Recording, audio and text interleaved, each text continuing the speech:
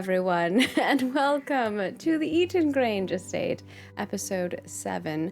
That means we are over halfway through. We have almost everybody on our cast. We knew that B would not be here for today's episode. It was scheduled. But I'm sure we will get up to enough shenanigans without Chauncey. And maybe Chauncey will partake in some shenanigans, even though they're not even here. But before we get the show rocking and rolling, we have some things to chat with you about. And first and foremost is thanking our sponsor. So thank you to our sponsor, Roll20, for being amazing and sponsoring our show. If you watch our Thursday show at all, you will see Roll20 in action. It is how we roll our dice, do our maps, make all those crazy macros and whatnots. So if you're always like, how are they doing this sorcery? That is how we do it. And of course, the best way, if you would like to support us and you're loving these stories and want to see more characters and more stories here on Roll For It, the best way to support us is over on our Patreon. If you head on over there, not only do you support us, but you also get cool rewards in return. We have our NPC name submissions that are out. So if you haven't submitted an NPC name, get to it. We need some more of those. You may live, you may die, you may live on, or you may become a horse. Who knows? And Ascension character sheets are out for Blablin, as well as the new letters on Patreon every Friday for this show. If you got to check out the little letters, and we also had a newspaper clipping and a journal entry that were put into this episode. You have a little sneak peek of what might be to come. And there's also a whole other plethora of rewards, including playing a privately GM'd game with one of our cast members. Lovely Haley did the last one, and I believe Noor will be doing the next one. So, you get to play with some of our cast members, and they GM all kinds of great systems. Beyond that, you can also become a Twitch subscriber right here, and you get access to our VODs in advance, as well as cool emotes. And if you're a YouTube member over on our YouTube channel, you get access to some of those emotes as well. And whether you are a YouTube member, Twitch subscriber, or a Patreon, you can get access to our private Discord where you can tell us all the things that you like to talk about, and we'll chat with you over there. And of course, we know that not everyone can support us monetarily, so there are tons of non-monetary ways to support us because you should take care of you and yours first. But you can watch us live right here on Twitch. Make clips, because you can only do those while we're live. Please make clips. We always love those. And your clip could be featured on one of our social channels. And of course, you can watch on our YouTube channel, subscribe, like, and comment, all free things to do. And of course, if you'd like to head on over to Twitter and Facebook, you can like, share, retweet, and comment on those. We actually have a tweet and a Facebook post out right now if you want to go ahead and do that at this moment. And without further ado, I will hand it over to our lovely Facilitator, Story Brewers. Hello, and welcome back for session 7 of the Eaton Grange estate. Although today we are going to be starting in a place that is far from Eaton Grange estate, which will be interesting. We are, as always, playing Good Society, a Jane Austen RPG, which is a game for collaboratively telling a Jane Austen-like story together. And in particular, we are playing Downstairs at the Abbey, which is an upstairs-downstairs expansion for telling stories like this one. And we finished our last session with a little bit of unfinished business. So it was a lovely Sunday off for the staff in the house. A play was seen. There may be some debate as to the quality of the play, but there can be no doubt that everyone had a good time at the theatre. And subsequently, after the play concluded, a number of our characters went to a bar. I imagine they traveled to a bar that is a little bit closer to Hertford than the theatre was, as of course the staff do have to be back by 10 p.m. on a Sunday. Rules are rules. And Arthur went to join them. So I believe that as we begin our session today, we're in. It's probably neither a particularly up nor down market bar, but it is crowded at this time of evening, as everyone is probably getting to their second also drink, as Arthur is sort of pressing his way through the crowd of people in this loud bar to find Victor, Ash, and Ivy, who are already there. And Chauncey, even though we don't have a B, who's also there. Um, what's the first thing Arthur does when he arrives at the bar? He's looking around, and I imagine he spots Victor and goes, "Victor, I'm here. Sorry I'm late." What a strategy for the game we play with drinking to show up late. I promise you it was not in order for me to win, finally. It's fine. I will remain standing as is my nature in hardy fortitude. How Of are course. Ash and Ivy progressing on this evening? What's their vibe so far? I think Ash would definitely just be joyous just to be out and being able to go to a pub and eager to have a drink. Ivy doesn't drink all that much, so probably a lightweight, clutching a drink in her hand, smiling, rosy cheeks just from the alcohol hitting her bloodstream and swaying slightly, and just kind of watching. And you notice that she's a little inebriated, but very quiet at the moment. Ash and Ivy, good to see you as well. Great to see you, I imagine Victor has promised to pick up the tab. Victor. Is this true? It's no problem at all. I'm a good host. You should all be merry. We're away from the Countess. Be free. You there. Perhaps quieter, Victor. Perhaps. You there have been holding the same cup for the last 5 minutes. Let's be joyous. We survived truly an awful expression of art earlier today. And when whenever one survives a conflict, they should drink. So drink. Celebrate the small victories. What is everyone drinking? I told them to make me regret waking up tomorrow, and then they poured me a cup of this magical brew. Regret waking up tomorrow. I will ask for that one. I will actually choose to have the same, Victor, as I do need to catch up. I'm glad you made it. I'm worried that you weren't going to come. I was rather occupied, and rather unfortunate conversation, but I'm here at last, and I'm able to share it with you lot. 3 people that I appreciate very much. Did you go and get yourself in some manner of trouble while you were away? No trouble of my own making. Did I get you in trouble again? No. Things just got rather complicated, we'll put it that way. See, life inside of a fine establishment is this much simpler. Such is the way of late night ice cream. Bartender appears, full of regrets, puts it on the table and leaves.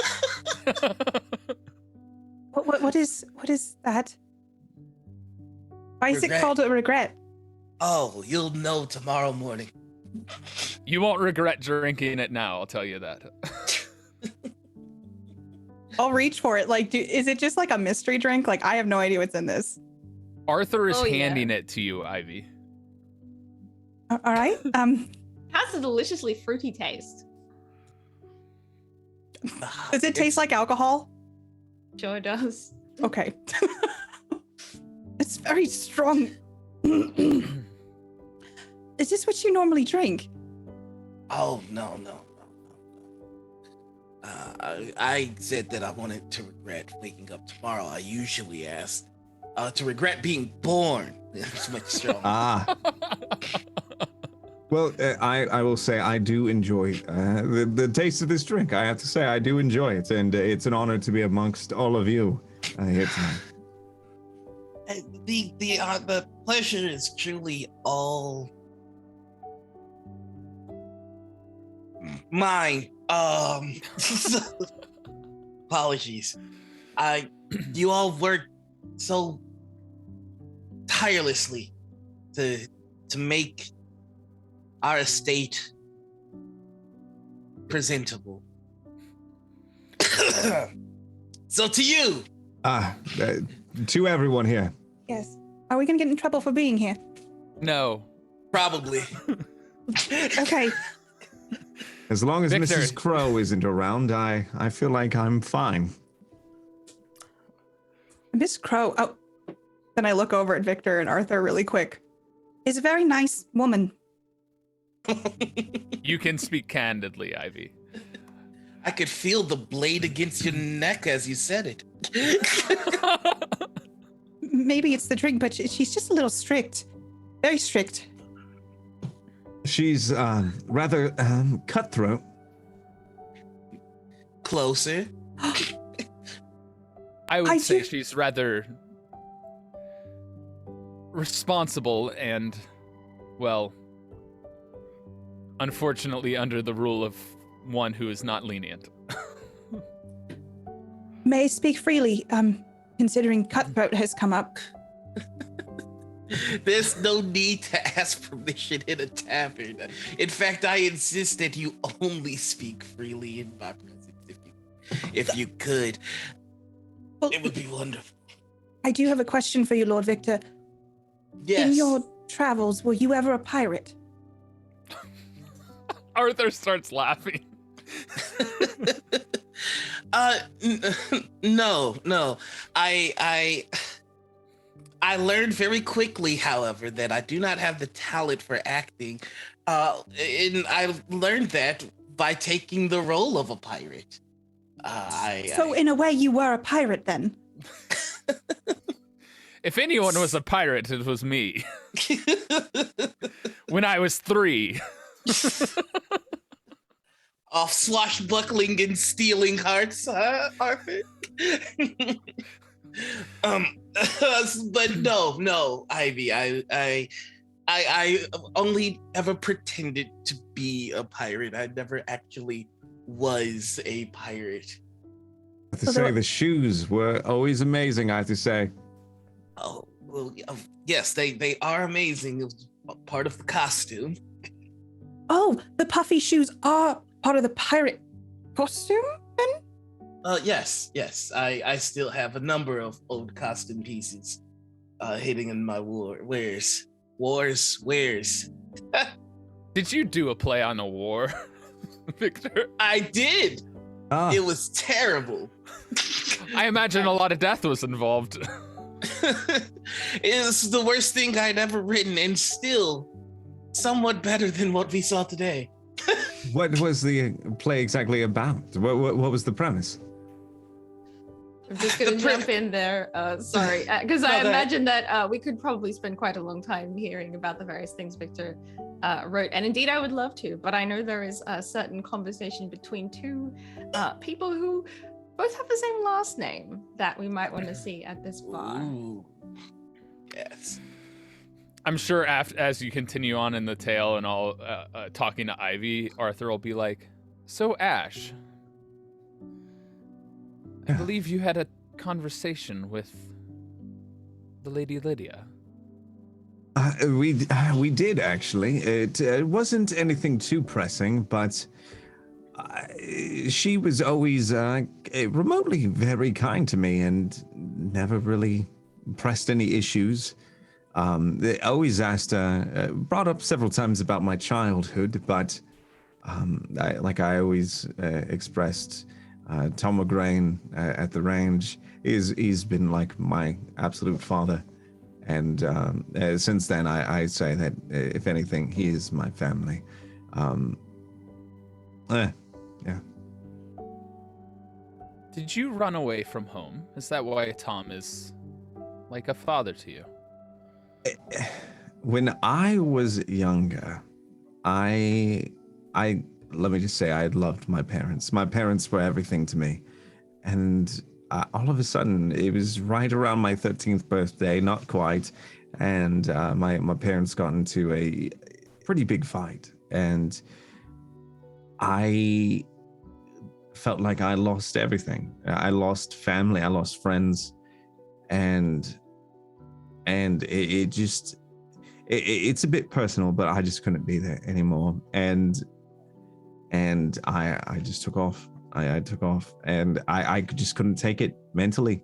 I couldn't take it anything anyway anymore. And from that, I think it was like 2 years later, I met Tom O'Grain, and it was almost like he was always there. He was always my father.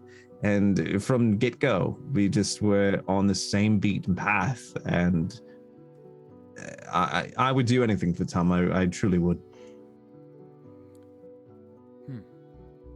So at 13, you left.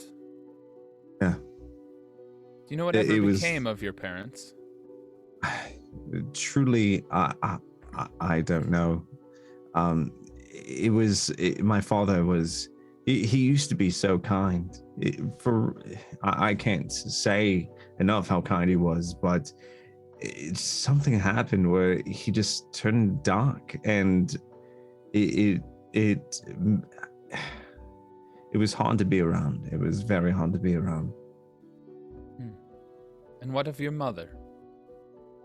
My mother, I loved her, but I in the midst of everything, she was so consumed by everything that my father was doing, and so consumed not of her children or anything else, but just this man that is making her so insatiably unhappy. She didn't care about anyone else. It was just him, making him happy no matter what. And it was almost at that time like she thought I was a burden, and I don't want to be a burden. I don't want to be a burden to anybody. And maybe that's why I blend in, maybe at the Grange. Well, I don't know. It's just, I'd rather do for others than others do for me, because it almost feels like I can't count on anybody. I'm just waiting for them to kind of let me down or break my heart.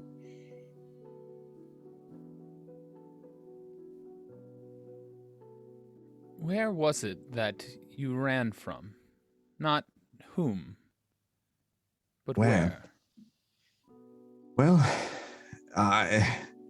it kind of funny, actually. It was during a carriage ride, and my parents were having a fight, and I was sitting on top of the carriage right next to the person driving it, and I from there I could hear them fighting and bickering. And I remember that day I asked for the simplest thing of just a piece of candy, and I was treated as if I was committing an act of war.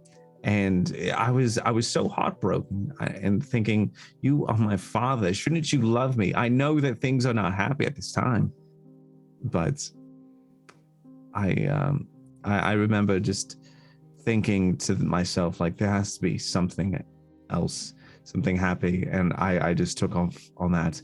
And the funny thing is, no one came looking for me, ever. I wonder if they did. You could say they did, and I wouldn't believe you. Well, I think we have the same mother. But you spoke of a cousin whose last name is George, and Yes. my father's name is Wright. George is a cousin on my father's side. Jeffrey and I were, back when I was young, he was so incredibly close. He was fiery. If you looked at Chauncey and just like the wit and just the persistence, that was Joffrey as a kid. And Jeffrey was just, he was full of spunk, and he was a dear friend of mine. And when I left, I never heard back from Jeffrey ever. Yet you glanced over the part that was most important for me, is that I think we have the same mother. I do not see how that could be. If I could say something, all of my life, I, for the most part, feel like I am alone. And I'm just waiting for the moment where Tom says, that's it. I'm no longer needed. And I truly do not want to get incredibly attached to anything. And if by the chance that we are, linked by a mother's blood, I appreciate you, and I really do. But there's always a chance we're not. I mean, Beddington. I mean. Ash, my name is Bed. Beddington was given to me when I came to this estate. I only recently found out of this, and the reason Lady Lydia inquired about your past is that she believes we may be of relation. Do you know this to be fact? I do. Not that we are related, but that I am, in fact, a Bed. I mean, I have so many questions. I really do. I mean, what was your mother, our mother, kind to you as a child? I don't remember her. She died when I was young. There was a terrible accident at sea, and that is how I came to be here. I only recently found out the name of my father being right, but you speak of yours as if yours is George. Yeah, his last name was George, and he is someone that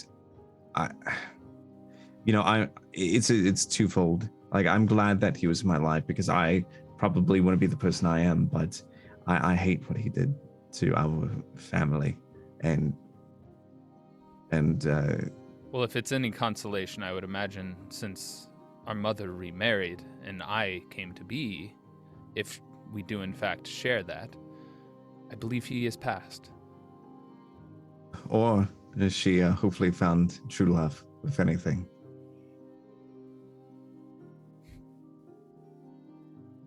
Either way, the truth will be revealed, and if you know otherwise, or find out otherwise, I have spoken with somebody who would be our cousin, Olivia Bed.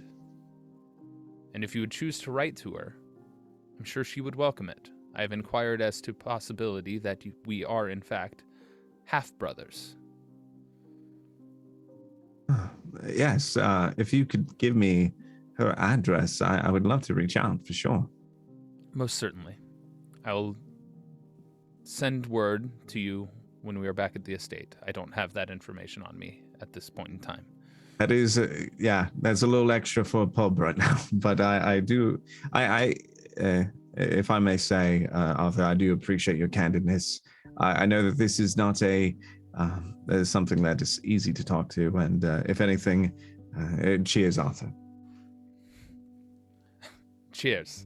And he'll put his hand on your shoulder and say, need not worry. I'll protect you if we are in fact blood. I appreciate that. And even if we're not blood, if you need anything, just say the word and I will be there. And so will Mr. Elwood. And Victor, I'm sure, would appreciate it. Mr. Elwood loves you, Victor. Welcome back. That's a great place to leave that conversation. Meanwhile, yes. I was actually gonna ask Ash for a monologue, please. Ooh, great idea. That is a fantastic use of a monologue token. Oh, sheesh. I'm nervous. This is my first monologue. Oh, sheesh. You got this. Okay. So is this just like how Ash is like feeling in this time? It's what you're thinking, but like spoken out loud. So like, and it can be throughout the conversation too. You can kind of say what you're thinking in between segments too. Gotcha. Ash definitely at that time, it felt very probably caught off guard from his childhood. It started out very peachy and kind of like that like family dream that a lot of people have, but it kind of turned into a bit of a nightmare for him. And it's something that he does not like to relive.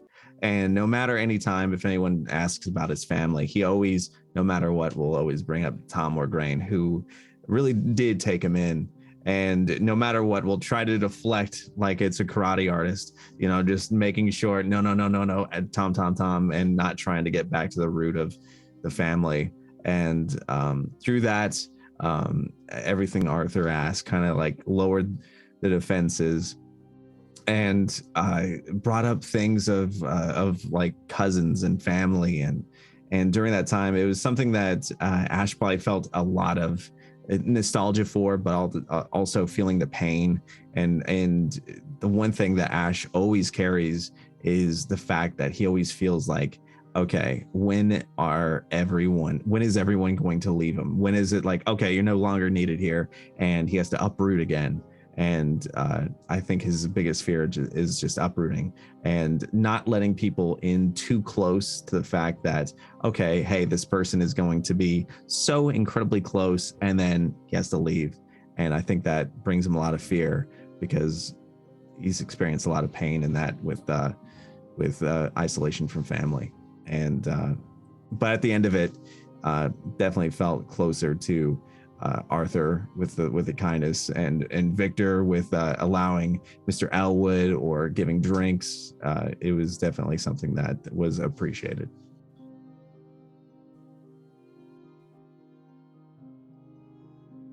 Ash is feeling because he can be so closed off, so it's nice to hear about it. And that was a lovely scene. But before we leave the bar, I do want to see a little bit of Victor and Ivy having their conversation. And I will straight up like offer a resolve token to you, Noir, if something in his conversation makes Ivy suspect about Victor's feelings for Arthur. I was just going to say I would like to use my pitiful tag. Excellent. So I think and this is if it's okay with you, that Victor will lose his game of cups and kind of fall unconscious leaning against Ivy. Oh, yeah. I mean, I would try to... Did I win? I won the game of cups? I feel pretty good then. Yeah, I would... It's all right. I'm still new to it. It was just probably beginner's luck. You did real good. You're a good teacher. I mean, I don't know if the regret's helping. It is one of many regrets. You just don't. You did just fine. You're a winner. I'll just say thank you for inviting me. You didn't have to. You should never thank somebody for inviting you when your presence is so sweet. You're sweet. No one's ever said that to me before. I sometimes feel a little bit like in the way. No, you're not. People who worry about being in the way are never the ones that are. You never see the Countess apologize. He's always. Well, I, for one, am very glad you're back. It's been very exciting since you've returned, so it's been fun around here. I don't think I should have came back. Why would you say that? This is your home. This is family, right? So you come back. You come back to family. By blood, but family by deed and by choice, that's real family. Family that your heart yearns for, to protect and talk to. That's real. It's not here for the most part. I mean, there's Lydia, and it's so hard. It's so hard. I want to be a good brother, but I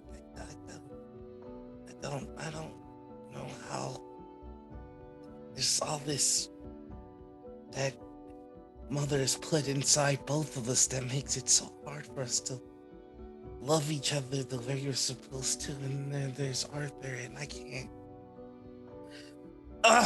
Nothing. Just I could turn my head a little bit, but since I've been drinking, my pupils are very dilated, a little glossy-eyed. But I narrow my eyes a little bit. You all grew up together, right? It was like you all grew up, right? I mean, I don't want to speak out of turn, but Lydia has a hard time too. Lydia's everything Mother wants. And that's what I'm afraid of. Because I think I know what's inside Lydia, and if she becomes what Mother wants, then I think there's a version of her that can't exist. You know, when you live in accordance to other people and their ideals and their standards, the person that you actually are dies. The person that you actually are loves someone they tell you not to, and so every day that you live in accordance to their rules and their expectation, you die over and over. I glance over at Arthur. I think Victor will share the glance as well. I love it. I don't disagree with you. It seems like at the estate, it's where a lot of hearts go to die. And what of your heart, Ivy? My glance shifts to Chauncey, wherever they are in the room. My heart died as well. Well, one more to the dead then? Maybe we can revive it, but it may be with different... I don't know. Why is love so complicated? Do you know why? Because it is a thing that can't be controlled by power, money, force, influence. It is a true and honest thing, and like most true and honest things, those who can't control it, abuse it, manipulate it, and turn it into an ugly. Do you love someone, Lord Victor? Madly, Ivy, mad. What are you going to do about it? I will die every day. We can do that together.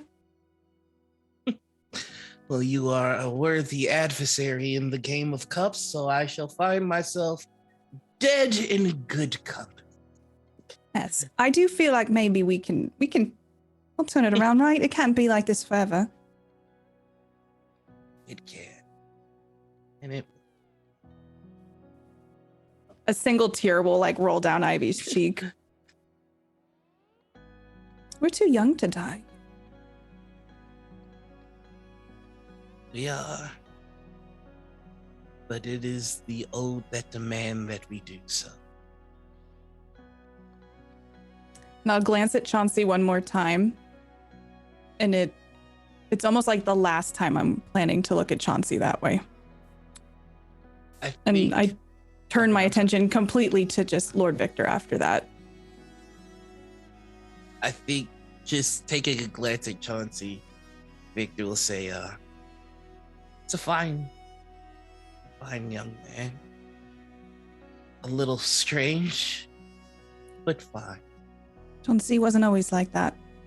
The last bit, their focus has shifted, and I would be lying if I say they don't look like a stranger.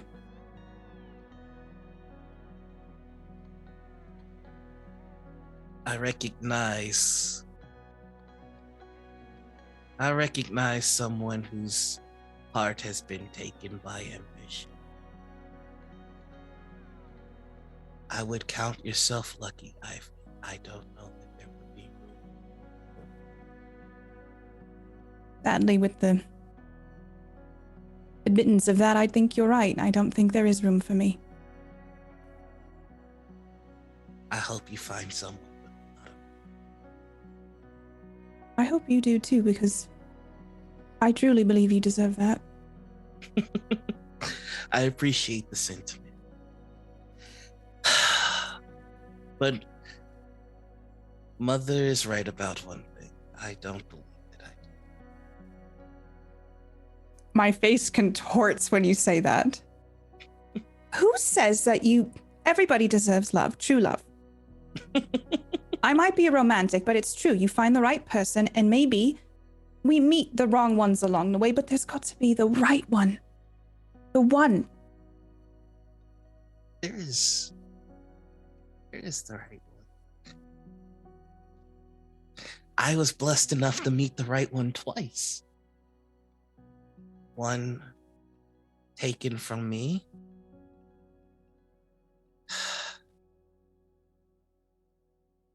And the other, and it just eyes directly in Victor's.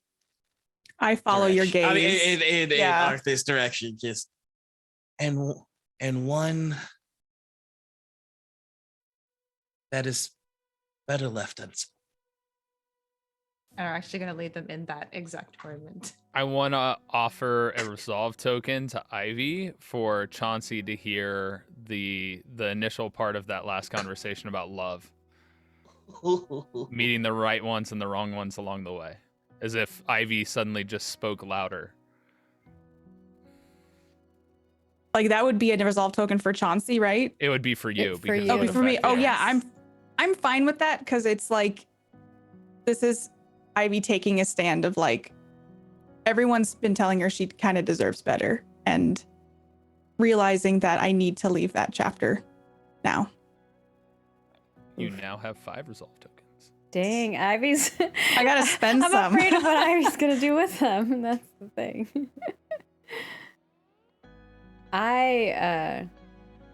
No, I'm gonna hold it.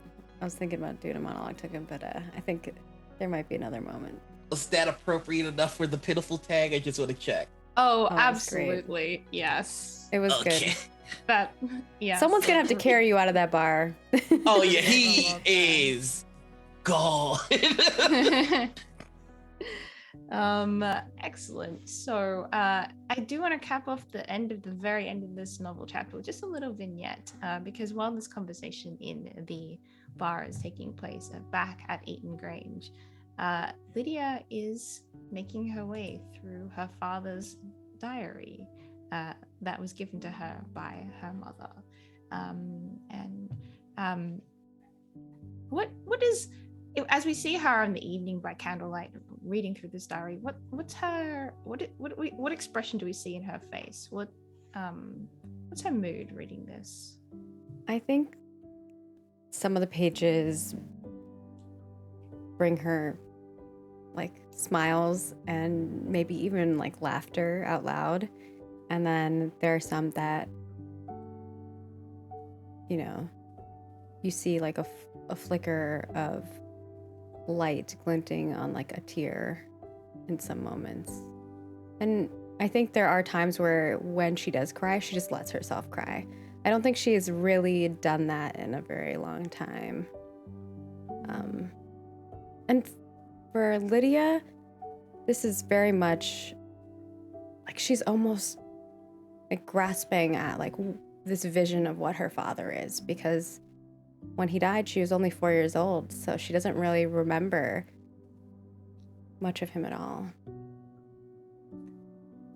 And this is one of the pages that she reads through in this journal. June 16th, 1794. Lavinia has today set off for London with Victor. She intends to show him the instruments of government, Parliament House, her seat in the House of Lords, so he will understand the weight of the title he will one day call his own. She also intends to take him to McHenry's chocolatiers for something called chocolate candies, as we know how much the boy loves chocolate.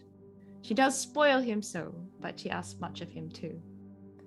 Meanwhile, I remain here with little Lydia, who has lately taken to singing with all the gusto that a 2-year-old can. She scared Mrs. Crow quite out of her wits one morning when Mrs. Crow swore she heard a ghostly singing from the serving room. It was just the voice of sweetest Lydia refracted through the halls. I had cause to walk through the portrait gallery today, to look at Lavinia's parents and grandparents and all the earls and countesses that have come before. It makes me wonder about the future.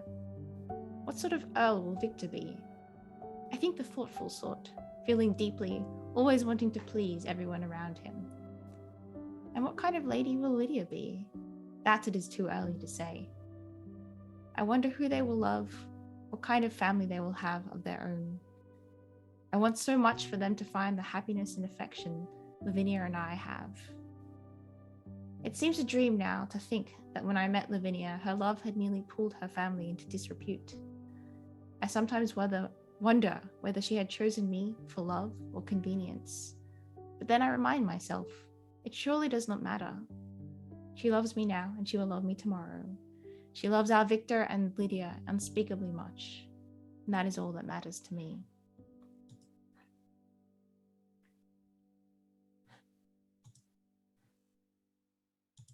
I'm tempted to spend my monologue token on Lydia at that point, but do you feel like she has a lot of thoughts about that? I mean, I feel like I shared that earlier about the whole thing, but I mean, yeah, no. Yeah. If you feel like you've shared the thoughts, then I will hold it. I think she definitely cries at the end of this for sure. I mean, me, Maggie, I'm crying, I'm tearing up. So I don't know. Excellent. Then in that case, we will leave our novel chapter there, and we are going to go on to reputation. So for this, you will need your family background sheet. And once again, we'll be assessing whether you think your character met any of the positive or negative reputation criteria for those upstairs.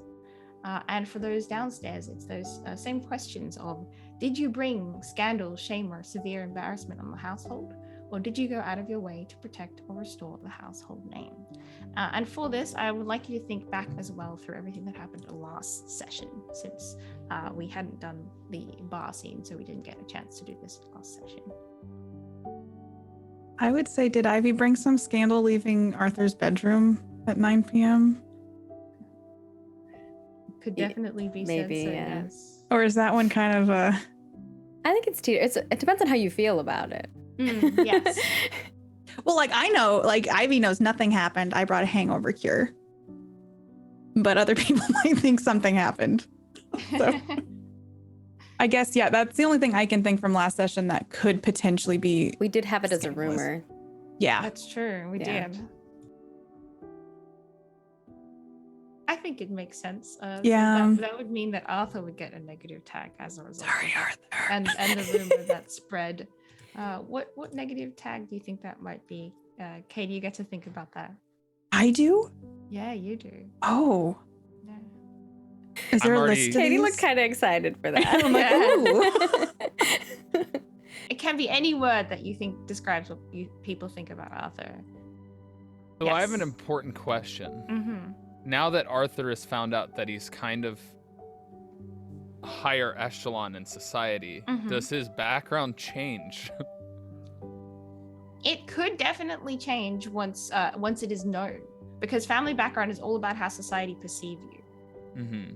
So it's not since known right yet. now he is not publicly known to be of the peerage, then it would not yet have changed. Then in that case, he incurs a negative one from drinking with Victor and speaking down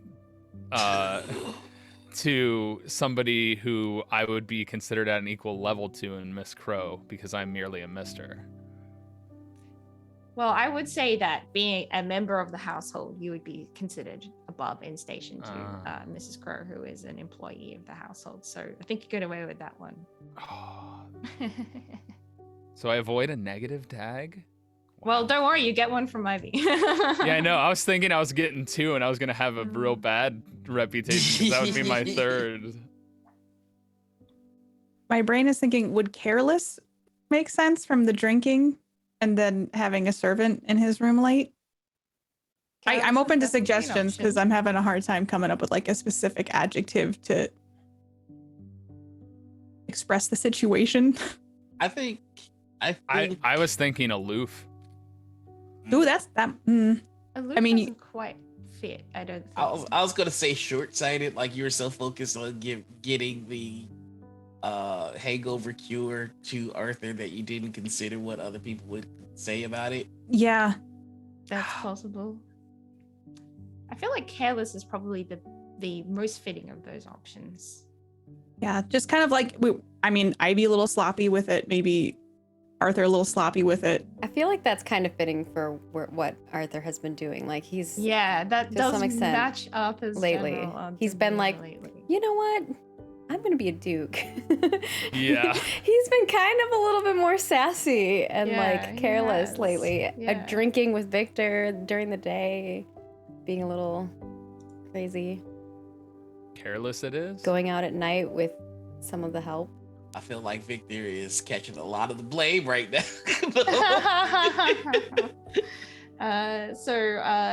How about Lydia and Victor?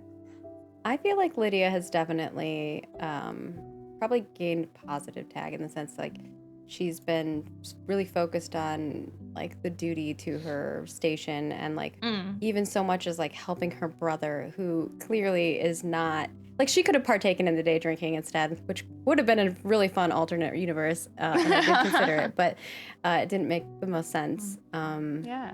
I feel like there's a lot of her just trying to like guide other people in the right direction, and then the other part of it is her kind of giving up a part of what she thinks she might have feelings for somebody else.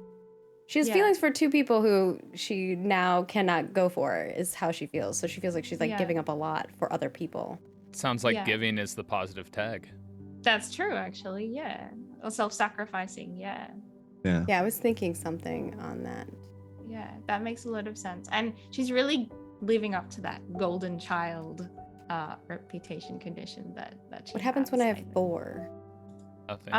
Nothing particular happens when you have 4. It's all about it just means that your golden child reputation is even more cemented, really. Gotcha. How about Victor? Huh? No, we don't need to talk about it. Oh, all right. So you gain a positive tag if you acted in service of duty or morality in a way that compromised your desires. I didn't do that. Acted in obedience to society's conviction despite considerable hardship in doing so. That didn't happen. Made a sacrifice and denied your desires to uphold the superiority of your rank. Ooh, sort of. Oh, with Crow, with the Crow, yeah. I was mean. I upheld my rank. And not only that, I would say because you're technically lesser than Lydia, the fact that you're withholding the feelings and allowing that to continue or attempting to. Yeah, I would agree with that. Holy crap! I actually got a positive tag. I definitely feel like I could see a positive and negative for. Yeah. I feel like a positive and a negative, which doesn't that put you at 3 for both? But He's gonna have 3 for both. Yeah, you get 2 reputation things. That's so funny. Wow. And you already have fractured, right? Well, fracture just got removed and then it could come back. Yeah, it might come back. Who can say? Oh yeah, it might be right back at you right now. All right, so for withholding my feelings, I would say that's giving. What's going on with Katie's camera? Don't worry, I'm working on it. Whoa, I just noticed that. What? I didn't. I don't know what happened. I'm gonna Ivy's fix it, though. becoming She-Hulk. it's a glitch in the Eaton Grange estate. Ivy said enough is enough. Enough is enough with my heart. Quit playing games. Okay, no. I already have giving, so would wise be the move? Because it's like it's part of. I could say that. Okay, and now I have to give myself a negative tag. Like I just got rid of one of those. I know, right? I feel like. I feel like outrageous. I feel or, like caring is better than wise. Yeah. Ooh, I think- like Carrie. caring fits Yeah, I would say well. Victor is very caring. Yeah, I was thinking less wise and more along that line. Everyone's like, That's a very caring, not sis- because we don't think wise fits, but because caring I is was, really good. I was Definitely thinking not because like we don't think Victor is sympathetic wise. or warm-hearted or something like that. I just Yeah. loved how very I could. sisterly of a response that was. Like, you wise. Not quite wise. Yeah, I'm gonna give him mean-spirited back, I guess, because he's been a salty boy. That's fair. I think salty is a good negative. I think it has to be more than that. I think mean-spirited does fit because of the interaction with Mrs. Crow and some of the conversations that took place. So reputation conditions. This is quite fun. So you need to open your new arrival character sheet if you have the play materials up. Yeah, I got it. Character sheet. And you can see you need to pick a positive and a negative option here. Okay.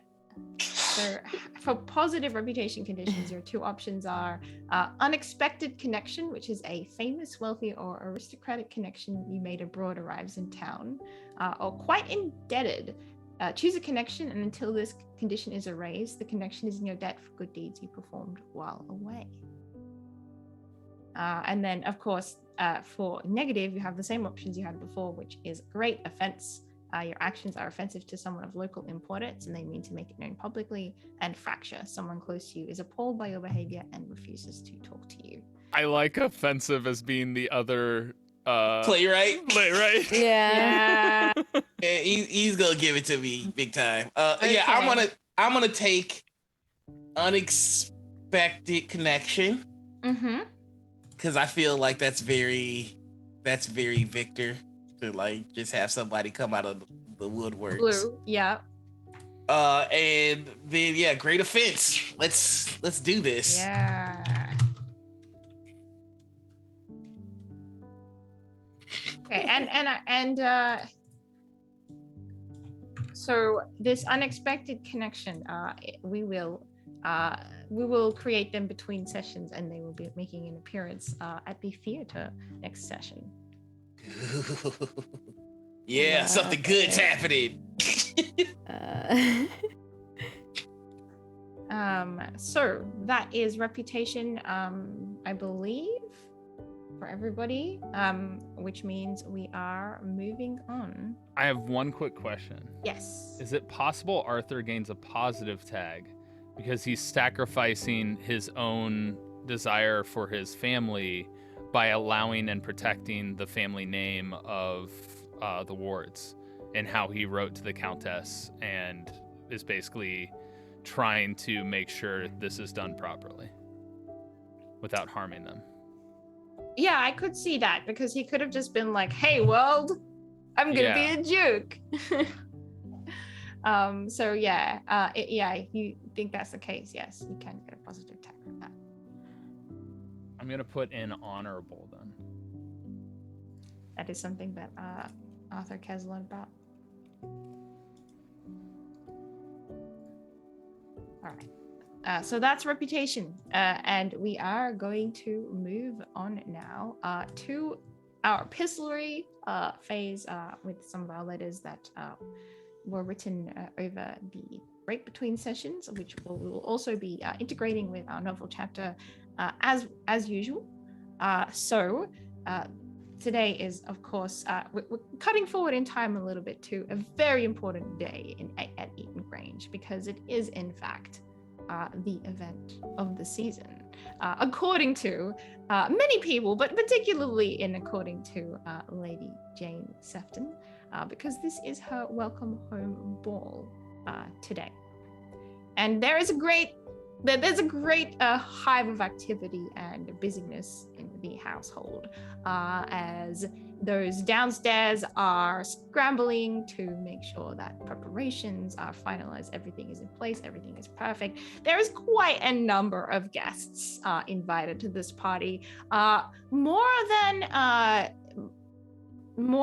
the Countess would usually invite to a ball.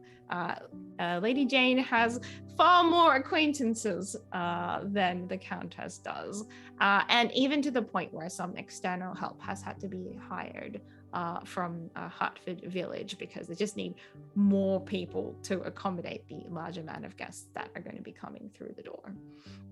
And so everything is being put in place, being organized in the ballroom, and then upstairs, of course, those who live at Eaton Grange are preparing for this ball, knowing very well that there is going to be a large number of attendees, not just from Hartford, but from beyond. And there's rumors that there's even going to be some people coming from London. So it really is going to be the event of the season. Lady Jane is going to see to that. She's put quite a lot of care into the guest list. But we are going to begin a couple of hours before the ball starts with Countess Lavinia Ward, who is who has been effectively bullied into holding this ball. Not that she doesn't hold a great affection for her sister, and not that she doesn't think that were there to be an event of the season in Hartford, it should be at Eaton Grange. But this isn't exactly the way that she would hold a ball were it up to her. And so she has tried to put it out of her mind as much as possible and leave it to the servants. But of course, everyone is coming to her every 2 minutes to ask if something, is accordance with her wishes, or in accordance with Lady Jane's wishes, and making her get very involved. So finally, she has retreated to her study to just get a moment of peace. She's already mostly dressed. She just needs to put the final touches on her outfit before the ball. And she just wants to do something calming, like paperwork, which comparative to all of this is extremely calming. But unfortunately for her, that is not to be, because when she gets to her study, she realizes that she has amassed a pile of correspondence from her children. And even worse, she's even received a letter from the retired Hartford vicar, who she has a sense of what this letter is likely to be about. So never one to leave to tomorrow what could be done today, she decides to tackle her correspondence. And the first letter that she opens is letter from Petunia, Hartford's retired victor, to the Countess. Noir, if you'd like to read what Petunia wrote. Yes, I will. Let me just... All right, here we go. Hello, Countess. Lavinia, I would first like to thank you for taking care of my dear Grace. Your welcoming arms have always been appreciated, and in turn, I feel a close bond with you. I am aware that this may be perceived as speaking far outside my station, but I find that in this case, I must. I cannot, in good moral standing, allow for Mr. Beddington to search aimlessly for answers that lie dormant in your estate. I implore you to find it within yourself to tell the young man the truth of his name and to return him the documents that belong to him. The hands that write this letter are the very hands that blessed your children. And in the long years in which I've known you, I have never asked anything of you other than kindness and to adhere to the words of our Lord. The time has come for his grace to learn the truth. Humbly, Petunia. Countess reads this letter, and then she very neatly folds it and places it at the top of her desk. And this letter does have quite a lot of weight on her, because I think that as the town vicar, Petunia has been someone who she has relied on and counted on over the years. And she reluctantly picks up the next letter, which is from Lydia. Oh boy. It says, My dearest mother, prepare yourself some tea and get comfortable, as this letter may go on for a bit. Firstly, I would like to thank you for giving me Father's journal. It means the world to me to touch the soft leather weathered by the years and read his words as though he were here. Though I find it trying to remember him, the smell of the parchment as I flipped through the pages brought back a memory when I was young. I believe I was about 4 years of age. He was pushing me on a wooden swing by the old tree down by the pond. I kept laughing as he pushed me higher and higher, and for a moment I was frightened I might fall into the pond. But he reassured me with his deep, gentle voice and made me feel safe. Whatever happened to that swing? Secondly, while I'm certain you put your trust in only the best, I fear you have been gravely misled. I'm certain those downstairs enjoy a good rumor just as anyone else, so perhaps that is all it is. I do wish you would have spoken to me before spreading this gossip about, for even Auntie Jane has heard word of this from your hands, I presume. What is it with this household and not speaking to one another? I know the halls are long, but a walk could do us all good, for I find I do the best thinking whilst walking. Thirdly, you ask of my opinion when it comes to Miss Clark. I believe her to be of good character. She's kind, witty, and knows when to be firm with our siblings. As you and I both know, they can get out of hand. Why do you think she has anything to do with Mr. Beddington's family? And what makes it such a mess from your perspective? I'm a bit confused, as one moment you are pushing me towards Mr. Beddington, the next you wish me to take caution, and beyond that, I find it odd that you would not allow my brother to pursue his feelings for him. Yes, Victor told me why he really left. I'm utterly lost in thought about what makes it okay for me to pursue this relationship, but not Victor. His heart deserves what it desires, and I will not stand in the way of love. Anyways, I do want you to know, before you begin trusting your source with other family gossip, that I am being careful when it comes to matters of Mr. Beddington. I do care for him, but I will allow my sweet brother to pursue his heart first, and I have already spoken to Mr. Beddington regarding the matter.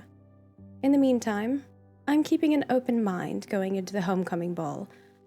I will see to the prospects Auntie has certainly invited, for if this is to be my future, I shall make the best of it, shouldn't I? I hope next we speak in person, but I understand if some words you feel should not be spoken out loud for prying ears. Either way, you must know that I tell you these things in private, that I love you, and just want our family to care for one another's well-being over purely focusing on the happiness that comes with station through duty. We all have our feelings after all. Your loving daughter, Lady Lydia Ward.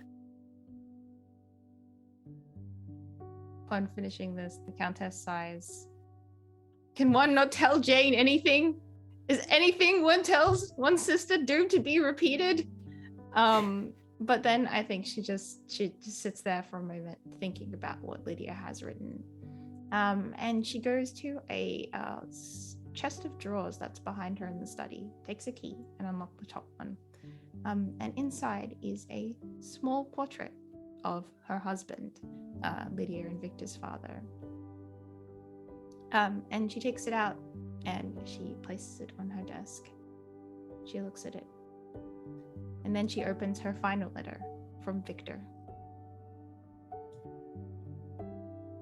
Slight change to the letter. It does come with a small package. Hello, Mother.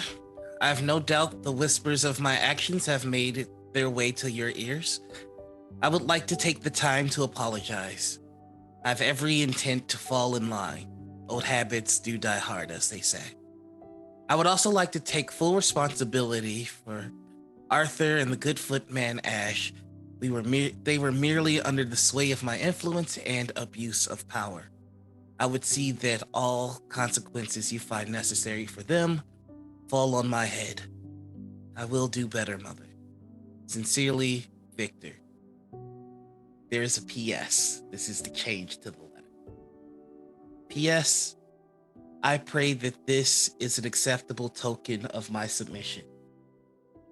and in the package will be every poster of Sylvia from his wall.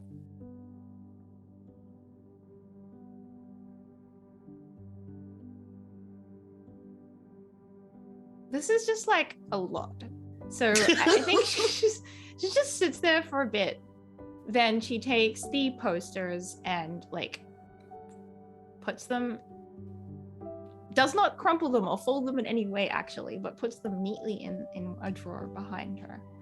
And then she, at that moment, I think Tom knocks on the door to like ask some questions about the ball. And he opens the door and he can see that she's not in a mood for it, or rather she is in a different mood. And she just says to him, "Can you fetch my children kindly?" And he's just like, "Okay." And so he closes the door and goes off to find Lydia and Victor. So let's follow him to Lydia first. 2 hours before the ball, what state of preparation is Lydia in? I imagine Ivy is probably helping her to get ready. Yeah, I think that they're picking out, well, the dress that she's going to wear is the one that the Baroness gave her. Mm-hmm. And so she kind of has it already set up, but maybe they're deciding on what jewelry and like hair decor to choose from. What This do is you the next think? day, right? Pearls or diamonds? Ivy's nursing a hangover, I'm imagining. I think the diamonds because diamonds, they sparkle more in the light. But could it be distracting, the diamonds? Is it okay if I pull the blinds a little over? Then we could see what they would look like in the evening light. She looks at you questioningly, but says, "Sure, that is fine. Are you all right, Ivy?" I drank too much last night. What are you drinking? Yes, I don't do that very often. Was there a gentleman involved? Several? Ivy's like, Lydia's like a little shocked by that and taken aback. Several? Not in that way. We went to a show last night and then we went out for drinks after, just a group of us. Were you the only lady? Yes, I think so. Oh, Ivy, you shouldn't go alone with a bunch of men. It was very trustworthy people. No one that I was worried about. Perhaps you should be worried about them. After all, this is how you're feeling the next day. Hello. Yes. Tom Come in. opens the door. Lady Lydia, your mother wishes to speak to you at your earliest convenience. And then he'll see that the blind is closed and say, "Oh, blind should be open at this time of day," to Ivy, and opens the blind again. Just like one of those like, oh, of course. We were just testing out evening lighting. Yes. Do you mind closing them again? And what do you think of this? She's like holding the diamonds up to her neck. She's asking Tom. Yeah. Yes. He closes the blinds again and says, "Well, without candles, you can't get a real sense of what it would look like in the ballroom. But I think it's very fine, my lady." I think perhaps I'll go with the pearls. Then I don't have to worry about candles. I think he just gives Ivy a look and says, "A fine choice," and then like gives her a bow and leaves to go and find Victor. Do you talk to Tom very often? No, just when I need to, or there's not a lot of moments to chat, to be honest. I heard there was going to be a servants' ball. There is, and I know I've been speaking off the cuff a lot more than I should. I had a question for you. I have a question for you. Perhaps we can exchange. Would you like to go first? Oh, maybe I have 2 questions. Are you going with anyone? No, not at the moment. I would be going alone. Do you know if Grace is going with anyone? Not that I've heard. No, I don't believe so. She just kind of puts on the pearls. And your question? Would it be possible to borrow one of your dresses? It could be one of the ones that you hate the most. Just, we're doing a, it's going to be fancy, and I just was wondering if I could borrow one of your dresses for the evening. I'll be very careful. I won't get any stains on it. She stands up and goes to... There's like a chest that sits at the end of the bed that rarely ever gets opened. There's like some blankets on top of it, and it's like a stack of books. And she kind of like moves them off to the side and opens it. And as she's like rifling through it, she kind of turns back and she says, I heard you in Mr. Beddington's room the other night. What were you doing in there? Well, you know, the drinking that occurred early in the day drinking. Oh, were you partaking in that as well? No, I was instructed by Pearl to bring a hangover cure to Mr. Beddington at 9 p.m. precisely. Very odd. Perhaps you need to get some of that for yourself. And she pulls out a dress, and it's like this yellow dress with little, like, kind of embroidery around the edges with big poofy sleeves. And she kind of offers it to you. You might want to find something to put it in, as walking out of the room with it might grow suspicion. Are you sure? I have not worn that dress in, well, probably quite a few years, so yes, you're welcome to it. It's so beautiful. I've never been able to wear anything like this. I will return it promptly, and I will just wear it for the short evening. Thank you. You're very welcome, and thank you for answering my questions. Of course. I do apologize if I've been unprofessional with what I did last night. What did you do last night? The drinking, and now I have a hangover. Yes, I would not let Mother know that that's what's going on. Perhaps you should find that tonic. I've had a rough go of it, but I will get myself sorted. Yes, see to that. And she will continue getting ready. And she's like taking her time because she really doesn't want to go see her mother. Let's us cross to Victor as Tom comes over to find Victor. Ash is, of course, the one who is helping Victor get ready for this ball, as he is the current acting valet. And Ash had also written a letter to Victor that Victor had received by this point. Carl, do you want to read out the letter that Ash had written to Victor? Sure.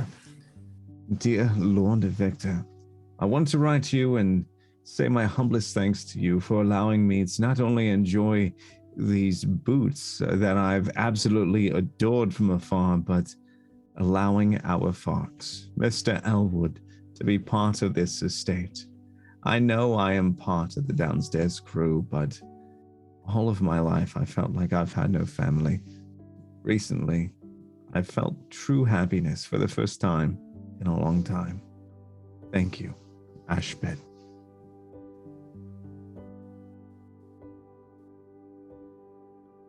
What state is Victor in as he's getting ready, and what point of his preparations is he up to? Well, he had the most regrets, so he has the most regrets. He's like doing that thing where he reads the letter and goes, "Aw," and then just kind of has his hand dangling off the bed because he's still in bed. And Gosh. then like 5 minutes later, he's like, he tries to get up. How's Ash dealing with this? Because Ash knows that Victor has to look amazing by the time this ball starts. I think at this point, I think Ash probably has the tiniest of hangovers, but is powering through it and is trying to make sure that everything is laid out perfectly for Victor, and just making sure everything is good. Maybe like 3 pairs of socks to choose from, 3 pairs of pantaloons, and yeah, everything to the T. But slightly hungover.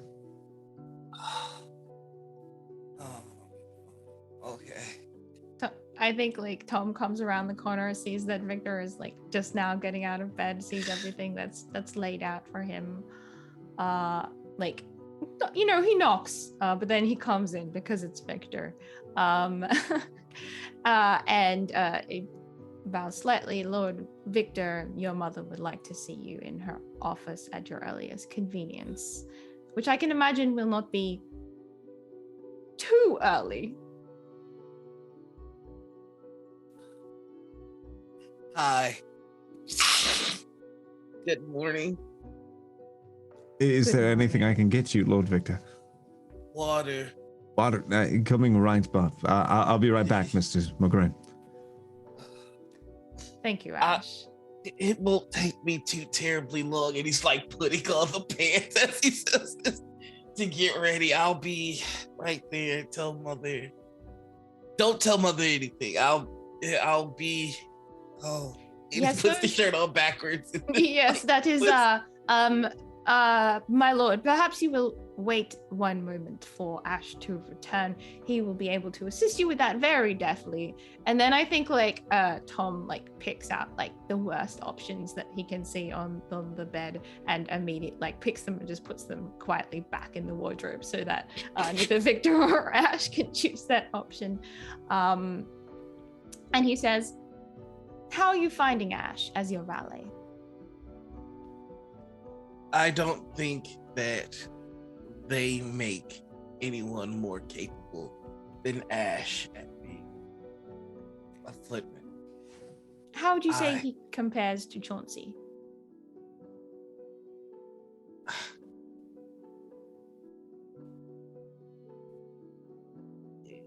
Is a comparison really necessary? They're 2 different people. Both. You need not compare them if you do not like to, my lord, but at the end of the week, you will have to choose which you would like to be your valet permanently. They both so want the job. Is there nothing I can do to provide them both success in their ambition? Is there not? I am a handful. Are you sure that one will be enough? I have successfully managed to find myself intoxicated under both their care. I think both will be necessary in order to keep my more devious tendencies in some manner of. If you do not wish to choose, my lord, we can make the choice downstairs. No. They're both lovely, and whichever one that I choose will be fantastic in the job, and whichever one does not get the position should still be given a promotion or more things.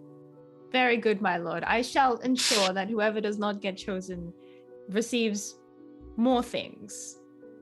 Not things to do, however. I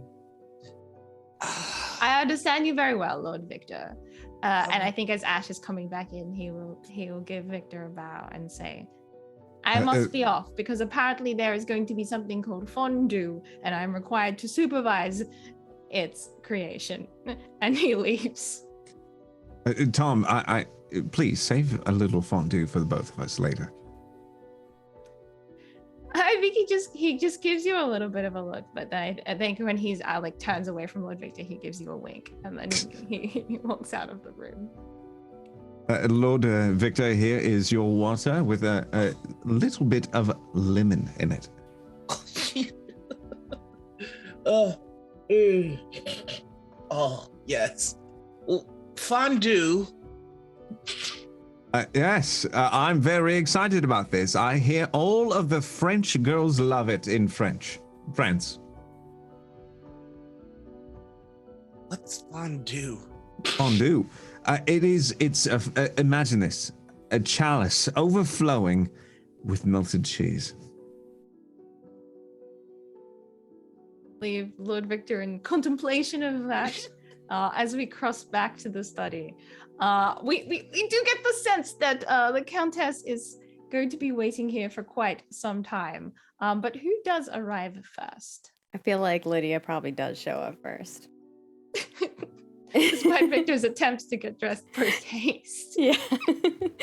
I think this whole fondue thing has blown his mind. That's added easily another 5 minutes to this whole dressing up. Countess says, "Come in, my darling."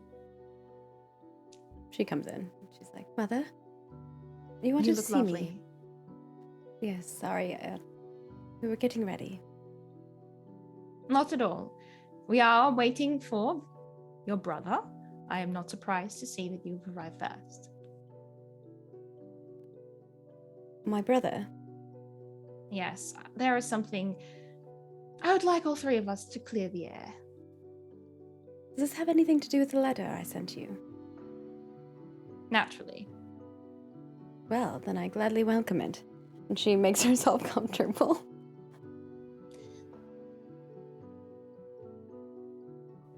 And then I think like that the Countess is just like makes like extreme, like I think she just complains about like Lady Jane for like a full 5 minutes until Victor appears.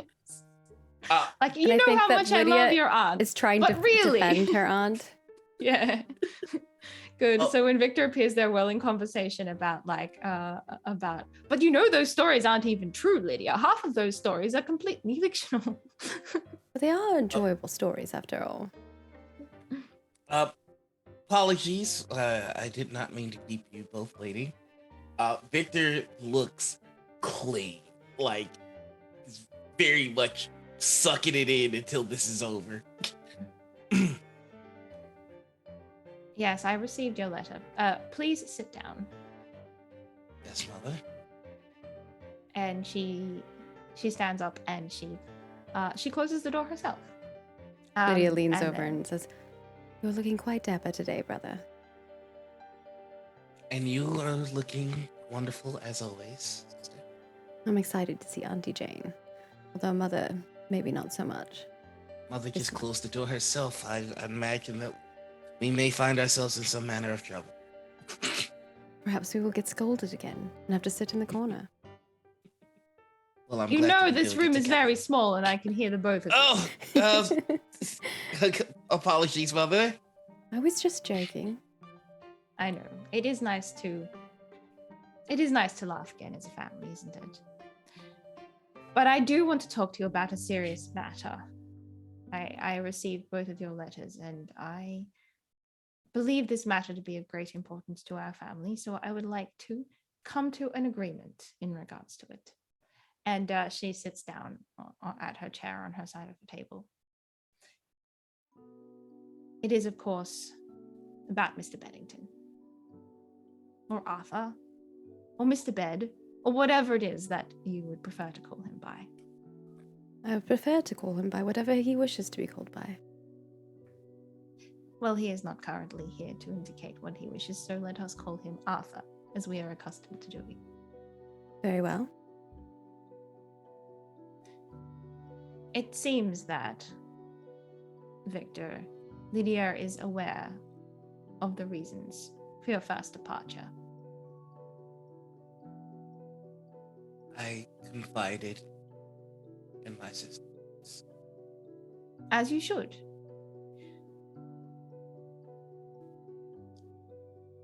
Then I'm sure it isn't difficult for you to piece together the answer to the question that you posed to me, Lydia. Why I would not let Victor court Arthur. Why I have suggested that you perhaps do so. No. I don't know what the answer to that is, so. Because at that time, Arthur was, as far as I was aware, an orphan with a scandalous mother and no fortune, no position, no place in society. So are you to tell me that you have known that he has a fortune from the moment you've been trying to push me in Mr. Beddington's way? And yet you did not Yes. share this information with him? That is correct. Why would you do that? Remove the option of choice. Apologies, mother. Old habits. No, Victor, tell me, why would I do that?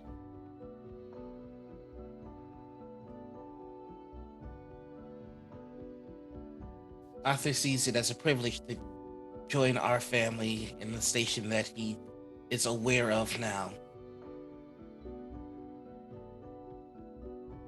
As I understand it, his estate is quite sizable, even in comparison to our own.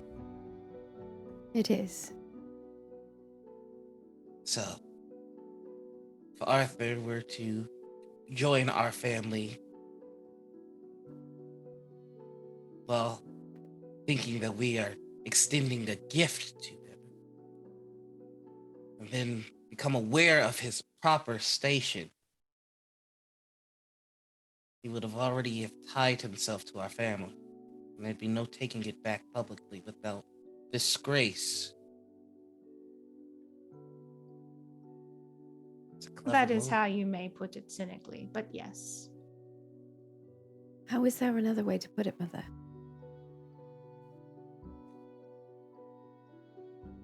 There is the reverse as well, my dear. If you were aware of Arthur's true station, and if he was aware, that would also put another level onto your courtship. I would not want you to choose somebody to be by your side who you did not think was fitting of a countess.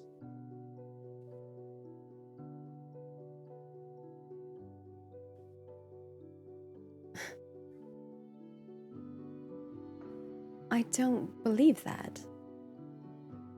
I thought it was best for you to continue as you had known each other. Very little. Although he lives in this house, we had not spoken very often. Until more recently. There is another reason for it as well. That is because matters with Arthur's family are complicated. And what is so complicated about it?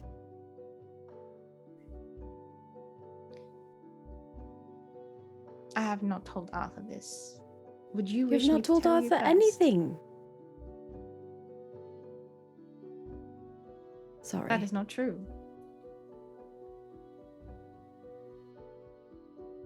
Then what did you tell Arthur? I told him something that very few people would tell somebody of high status and position, and that is what the world really thought of his family. He is young and naive. He thinks that stepping into the position of Duke will solve all his problems.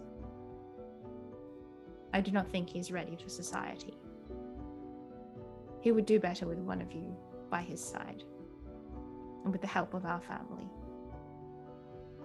making the proper introductions and connections, and acting as a shield to some of the disrepute that his parents had managed to collect before the time of their deaths. I think you underestimate Mr. Beddington. I am seeking a situation that would be beneficial for both our families. For you. Why for me, Lydia? May I ask you why you would say that? Do I want for anything? Is there anything that I need? I do not know, Mother. But I have seen his estate. And you think a very big house makes a man in society? No. But Mr. Beddington is kind. And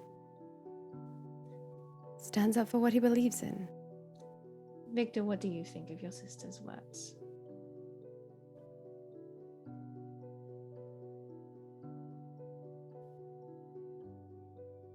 I think you were doing what's best, Mother.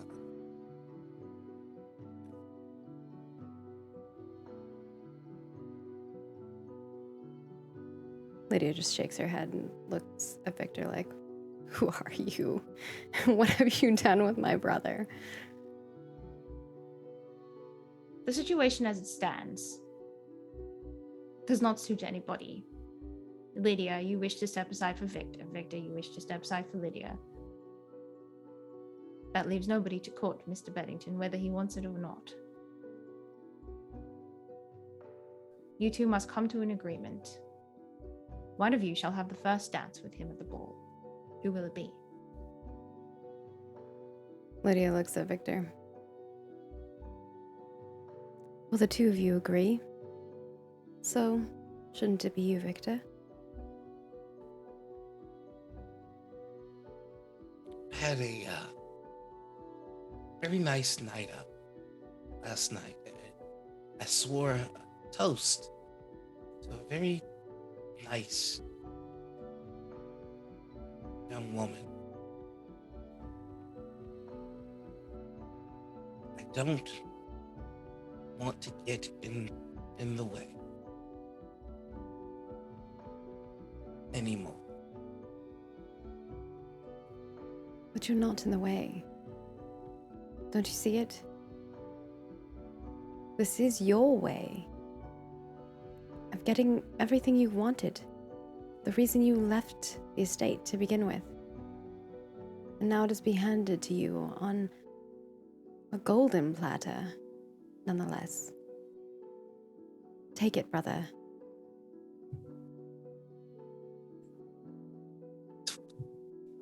To what end, Lydia? To the end of happiness.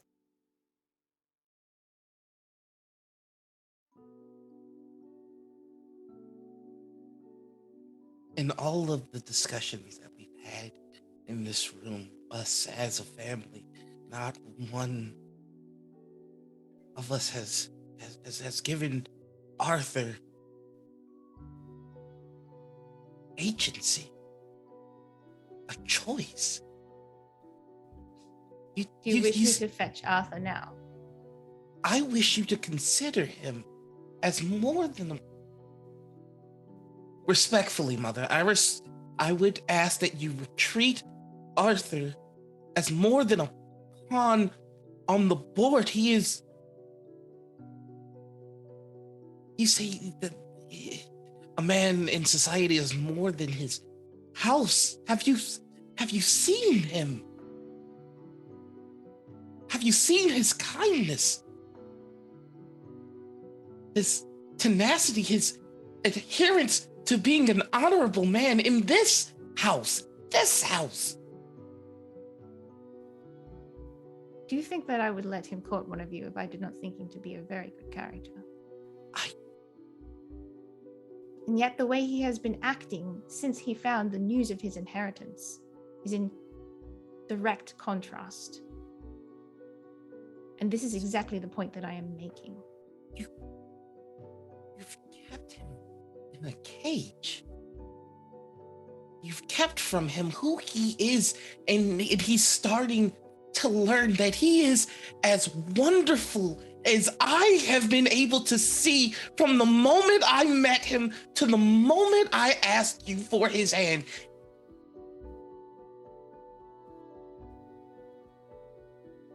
Lydia will kind of like put her hand on your arm. Lydia, we have had a lot. Victor and I have had a lot of these conversations recently. Now you are bearing witness to them. Mother, I don't mean any disrespect to you or to my sister. But I think that you do want. You ask, do I want for anything? You do. Someone who wants insists on having a small gathering that is actually the event of the season. That is wanting, Mother. Do you know who wants for nothing in this house, in this estate? Arthur. He wants only to do what is right. He wants only to be kind. He wants only to do the honorable thing. And we've trapped him in our games. He is beyond you. He is beyond me. And not because he is a duke.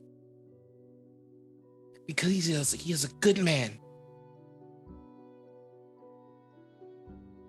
And I think we should honor that and do right by him and to tell him the truth and let him make the decision.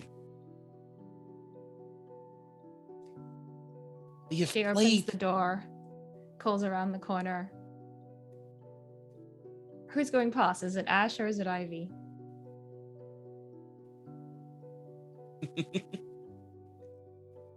I'll let Ash go. Sorry about that if I'm making any noise. Not at all. Can you please fetch Arthur?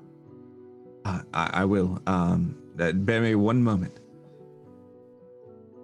And then, Ash goes down the hall, tries to.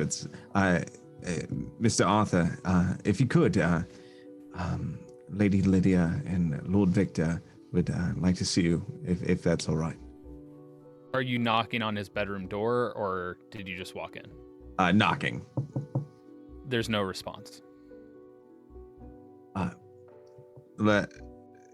Arthur, are you there, Arthur? There's no response. What Ash would do is just probably stand up straight and walk back. I'm sorry to say, but there was no response at Arthur's door. Countess looks at Lydia and Victor. Neither of you leave. And then she walks off to Arthur's room. She'll knock on the door. There's no response. She opens the door. He's not in there.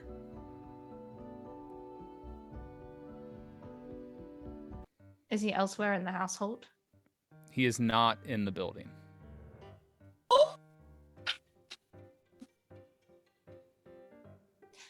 She goes down to she's in a state, as you can imagine, given that the ball is probably about an hour away.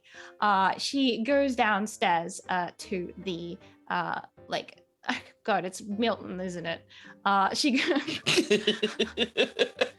goes downstairs to Milton, who's at the front door. Have you seen Arthur depart this morning? Has Milton seen Arthur depart this morning? He would have. How long ago? Probably much earlier in the day. Okay. Yes, he took a carriage this morning. Where did he order the carriage to? Do I know where the carriage went to? You do not. I did not ask, and he did not provide that information, Countess.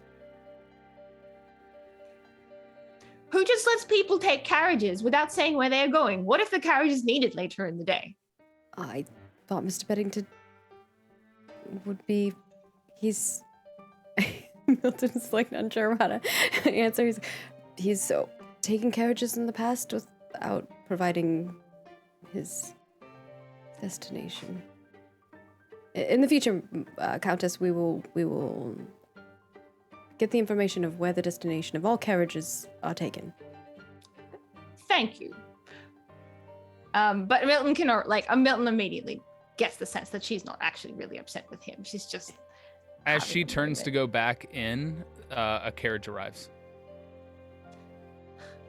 She'll stand there. I think she would know if, like, Milton would know if it's the carriage that Arthur took. Is It it the is. carriage Is it? that Arthur took? Countess, I don't mean to speak out. I believe this is the. And Milton will go to the carriage and like immediately try to open the door. Yeah, she'll just wait for him to, like, the carriage to come up the driveway and Arthur to step out. What does Arthur look like? He's half dressed for the ball. Basically, his lower half is dressed, and he's wearing a standard shirt. As he's a little bit sweaty and exiting, and is surprised to see the Countess, and says, "Countess, apologies. Where did you go off to? Milton will just grab any bags or anything, and he's just scurrying. Well, I needed to acquire something.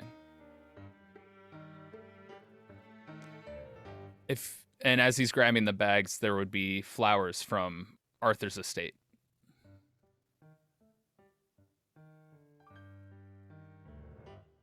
Is that obvious? Can the Countess see that? Yes. Yeah, Flowers. Milton's like carrying the bags and like stands up next to the two of them and is not sure what to do with all the bags. Well, I figure it would be fitting to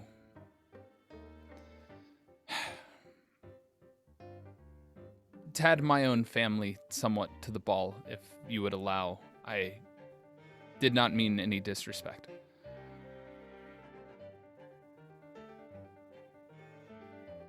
These things should be considered more than an hour before the ball starts, Arthur. I needed time to think.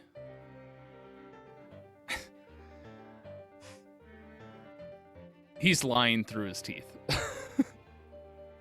Yeah. She's well aware of this, I think.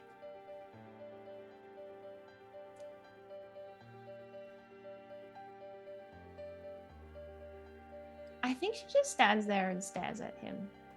I think Milton puts the bags down. Well, because it's getting kind of heavy.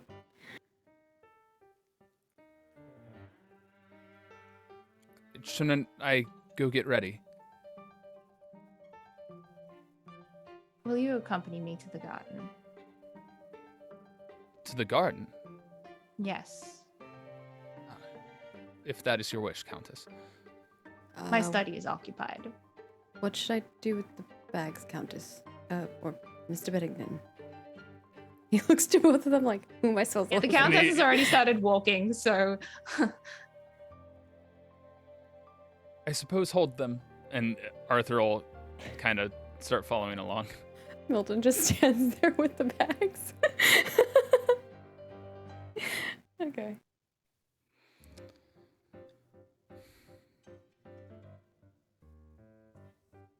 Like this. the Countess walks outside of the view of the estate. Essentially, she's trying to create somewhere private to have a conversation that is not in Eaton Grange. As she goes past, all the gardeners are like, "Morning, Lady Hartford." You know, this is just like ignoring them, walking very fast. And eventually, rounds to a corner of the garden that Arthur probably has never seen before, and on it there is a little swing and a children's little playhouse and a patch of grass with some flowers growing around it. Everything has been maintained by the gardener, but it's very clear that this area hasn't been used in a long time. She just couldn't think of anywhere else to go in this moment. And it's very, very quiet here.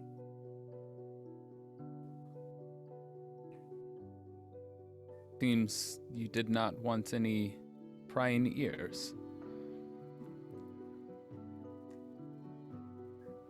Arthur,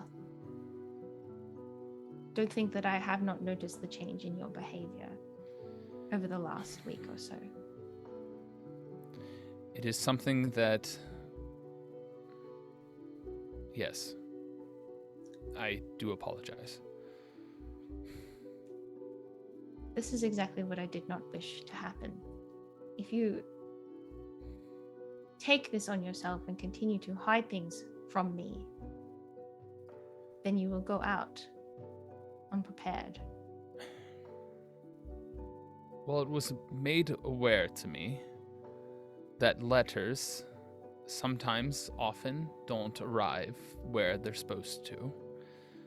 And perhaps people open them and reseal them. So, I found it important that I hand this one myself.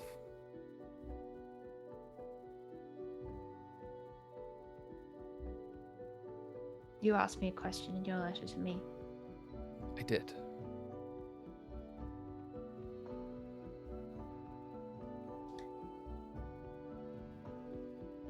It has two answers.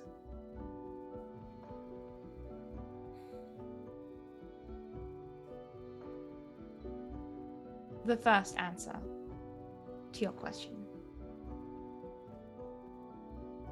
is that I found out about your inheritance some months before it was due to you, when it became apparent that the current Duke was ill.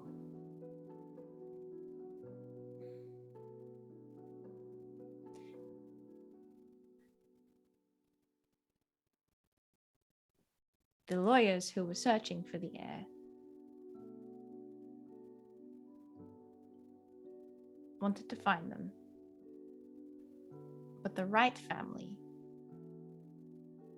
did not wish for the child of Walter Wright and Eleanor Bed to be the one to inherit the estate. Of course, there was nothing they could do. Laws are laws.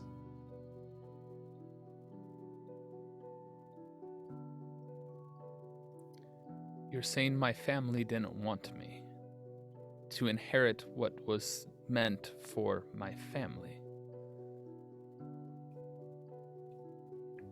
Why do you think you had your mother's name?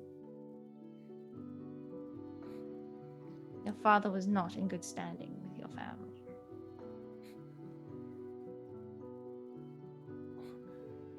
Well, with all due respect, Countess, if they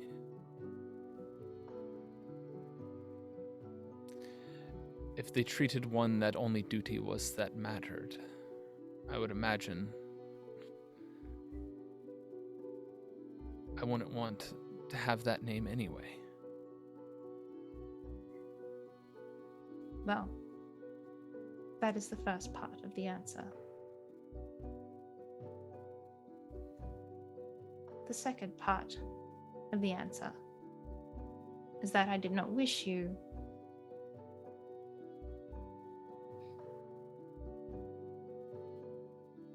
to vastly change your circumstances before you had the chance to consider whether you would like to become part of our own family. And here I thought I already was. You are. That is why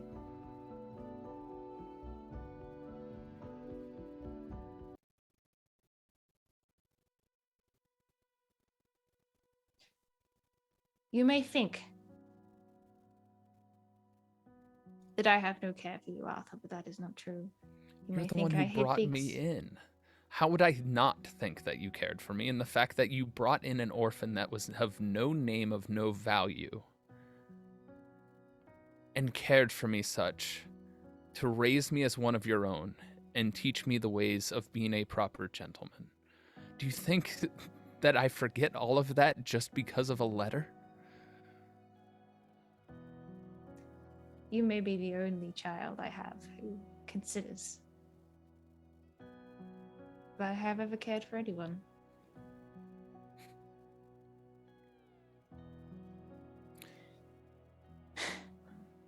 We must go to prepare for the ball.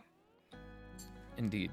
And if you must know, the reason I delivered the letter is I have reason to believe that I have a half-sibling.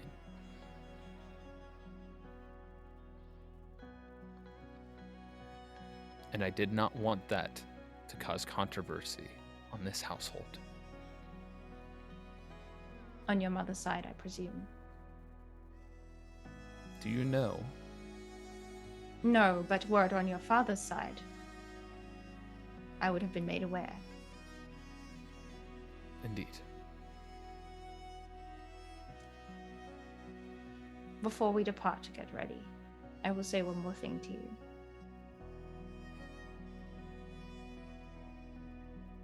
I will officially grant you permission to court either of my children.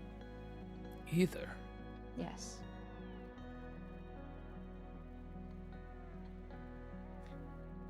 So you may make your first decision freely, Arthur.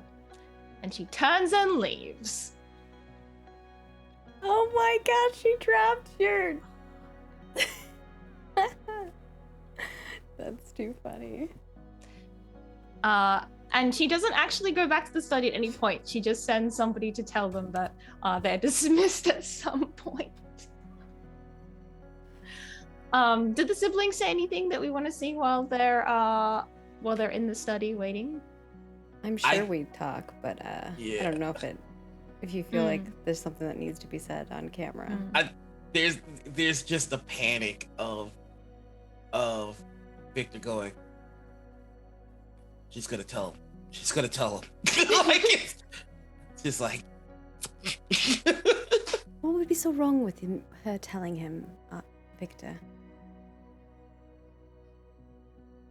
I would rather it come from you, though. just that can't happen. I'll get prepared for the ball. I'll find someone to dance with. You enjoy your dance with her. And if he chooses to dance with you, Victor? He will not. And he might. I I think that's kind of the conversation. It's very much like that's the conversation. she's trying to get him to get up the courage, and he's like, no. We will go to break very shortly, but before we do, I feel like we need to hear Arthur's monologue about everything that the Countess told him. Oh, that's a well I'll played. use Oh, my that's a good one. Taken on that. Either of her children. What did she even mean by that? Wait. Arthur left because he was denied. No. Me. Of all people, me. I have no words for such a thing if this is to be true.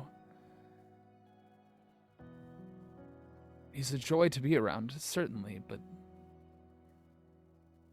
I would never have thought of anything in such a way, and I spent so much time with his sister.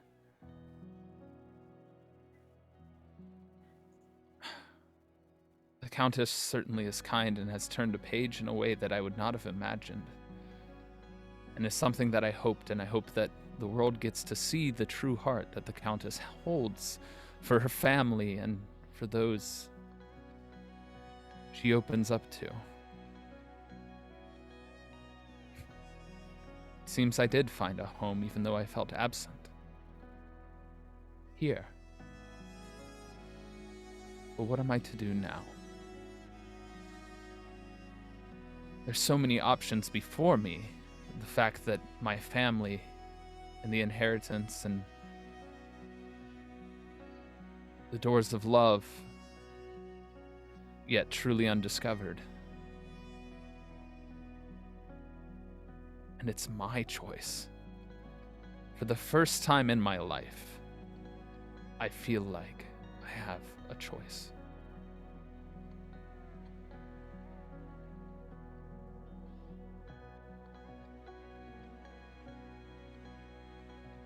And he does this all while sitting on the swing by the pond. Oh. leave him there on the swing by the pond as we go to our break. She shared the swing by the pond with him, but not me? The heck? I'm no rude. Rude, Lived here this whole time, didn't know it was there. right? What the heck? Oh, yeah. I feel like you would have known.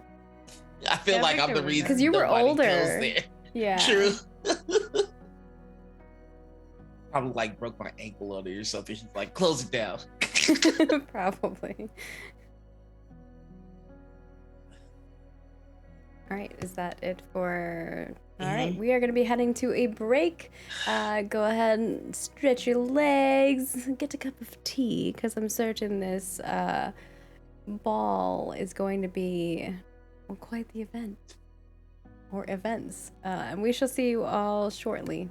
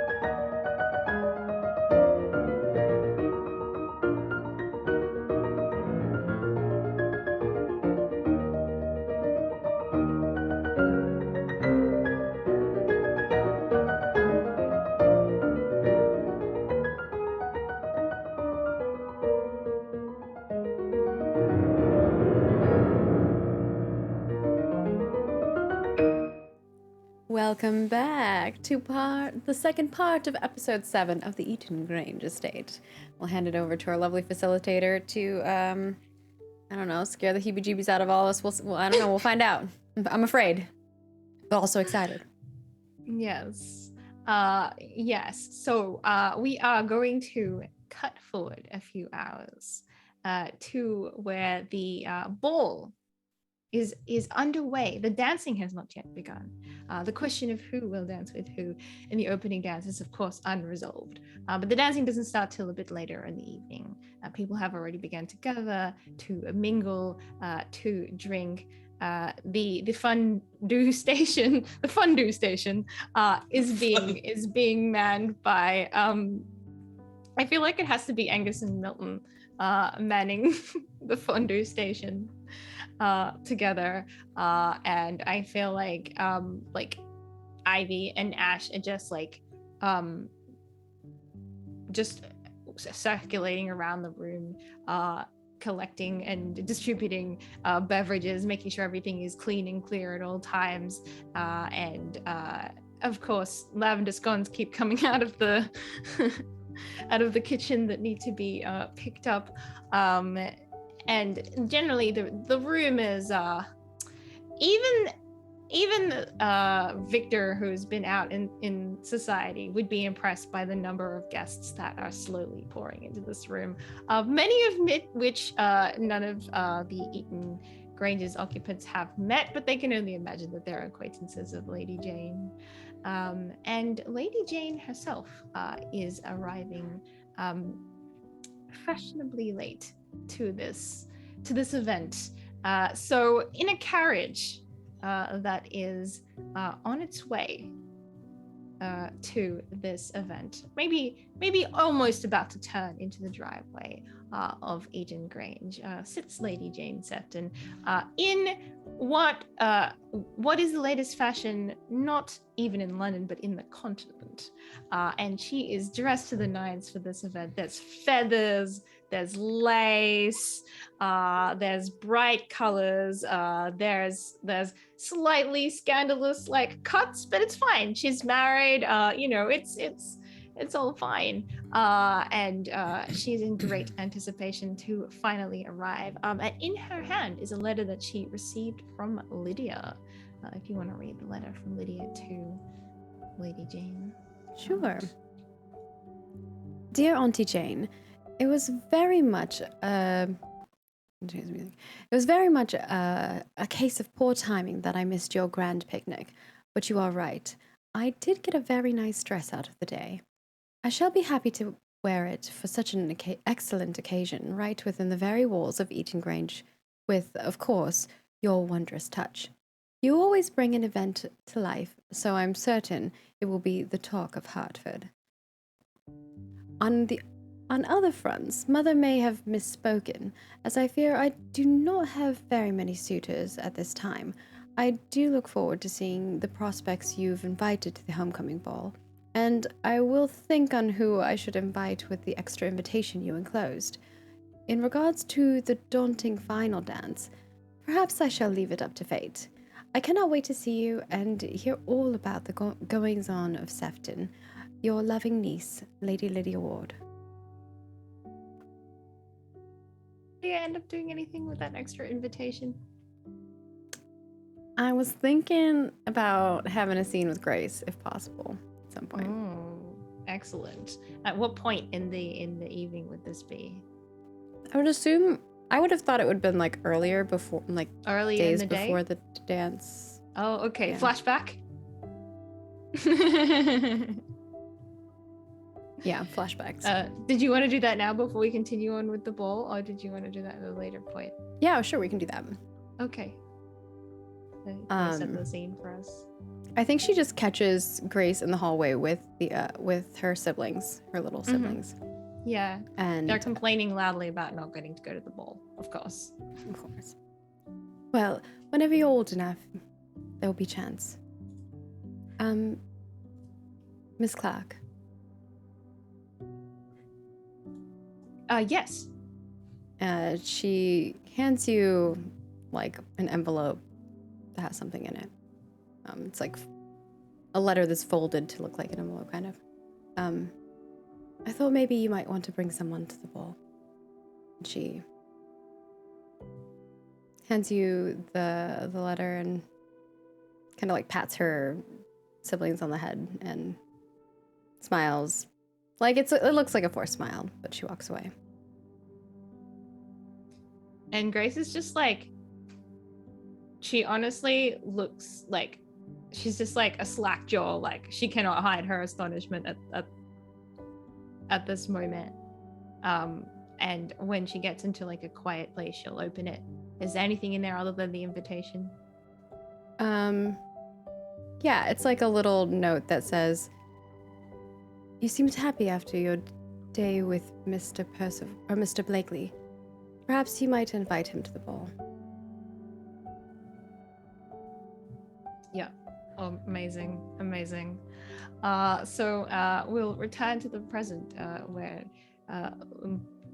where Lydia would see out the window that her aunt is finally making her way there.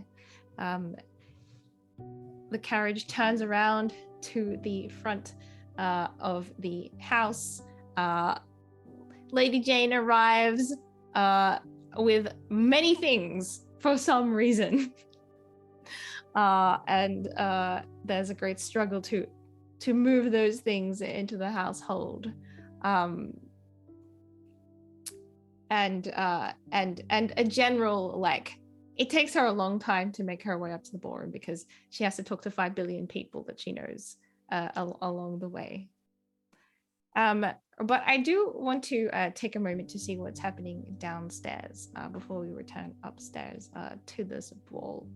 I know we talked about possibly wanting an Angus and Milton scene. Do we want to see them working the fondue? Oh my gosh, I would love that. That's a selfish scene that I want. I don't know if there's anything that will come of it, but... Doesn't matter, even if we only see a snapshot of them, we can get a vibe. I also want that because I love my boy Milton. Fondue? Anybody want fondue? Melted cheese. I believe Who the French doesn't call like it... melted cheese? Melted cheese. Indeed. Milton. Fondue à fromage. Fondue like, with cheese. Turns and like has a little bit for himself. Yum. But he tries to pretend that like he didn't actually just eat the thing, but he did. Milton, normally I would be kind of upset that someone would touch this besides the caretakers, but what kind of cheese is it? I am salivating. It tastes like cheddar or something. You Cheddar. try it. Stop shouting. Melted cheddar. Before. I'll stand in front. I'll shout over there, and then you sneak a taste. It's delicious. Milton, how want hot more do now. we have I this? feel like Because I to should not melt have had cheddar one. without Now I want burning. more of it. To melt Sorry, what'd you cheddar say? To melt cheddar without burning, this has to be, 140 degrees? Don't touch it with your hand, like the fiery pot, Angus. What? Although maybe that I might be shouldn't. handy to not have fingerprints. We could burn our fingerprints off. Then they'll never know we had eaten some of the fondue. We could steal everything in here. Milton just laughs and says, No, we couldn't. No. I could barely hold those bags that Mr. Beddington had me.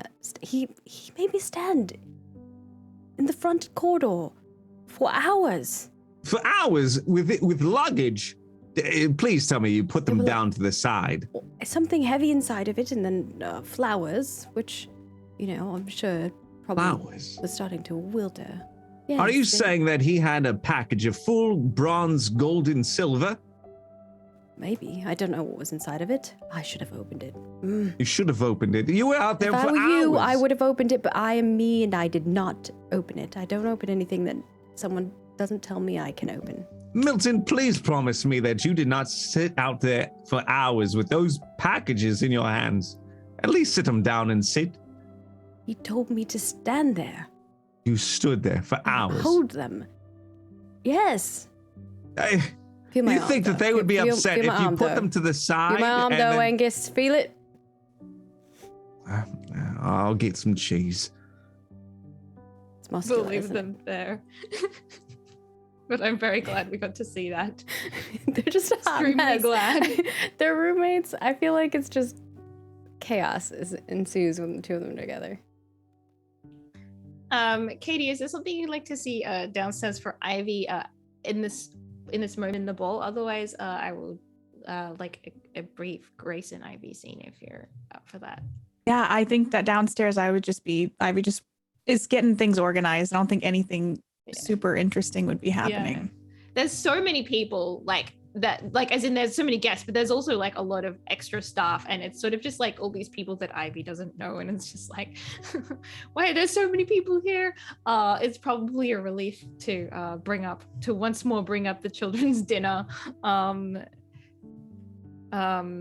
even Grace is just like, there's just so much, like she's been trying to teach some like it's the last lesson of the day, which is probably literature, and and there's just so much noise that at some point she's just given up on it and been like, all right, you can play, because like there's no way anyone can concentrate under these conditions.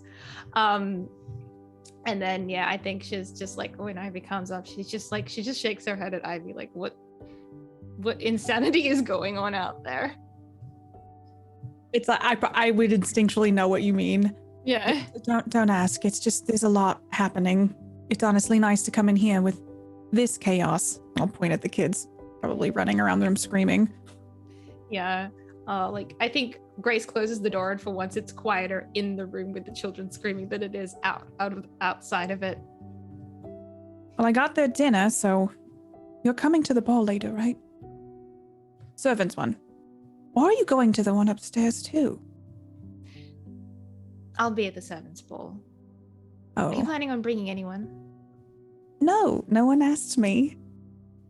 Is that pathetic? No. Ugh. I don't think I'll bring anyone either. But I am looking forward to dancing. I haven't done it in some time. We could go as friends. You could come with me, and I could go with you. Let us do it then. Okay. Lady Lydia did let me borrow a very beautiful dress, though, and I'm very excited about that. Well, then you're going to look far better than I. I shall be. You should be ashamed to be seen with me. No, I doubt that. There's other people I would definitely. That's beside the point. How are you doing? I think like they do the storeroom trick again, while the kids are like hoeing into their stew or whatever, and she pulls out the invitation that Lydia gave her and shows Ivy, and it's like, Lydia gave me these. There's a note that asked if I wanted to invite Mr. Blakely to the ball.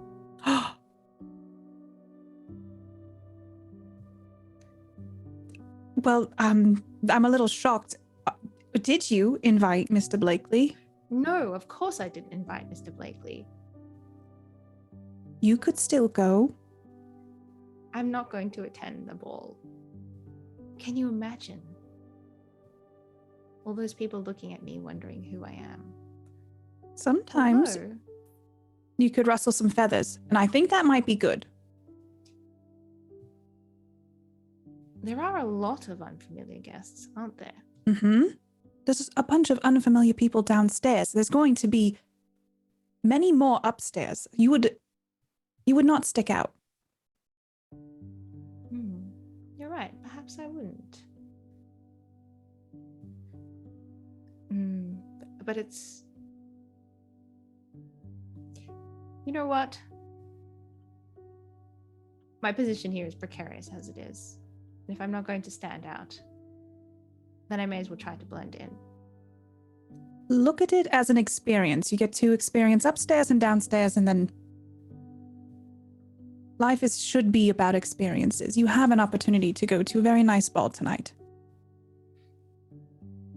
I do have one dress here. I was going to save it in case I had a chance to accompany Lydia anywhere, but I can't think of a better occasion for it. I say wear it. I'm assuming that you and Lydia are not on good terms.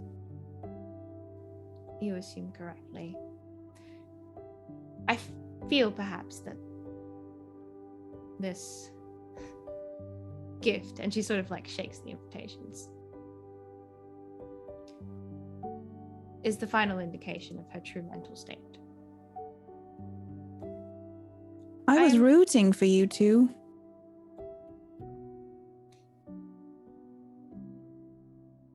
Well, I thank you for that kindly. Some things are not meant to be. And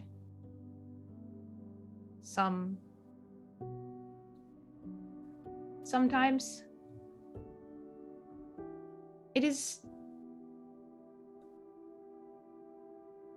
wallowing to think that they might.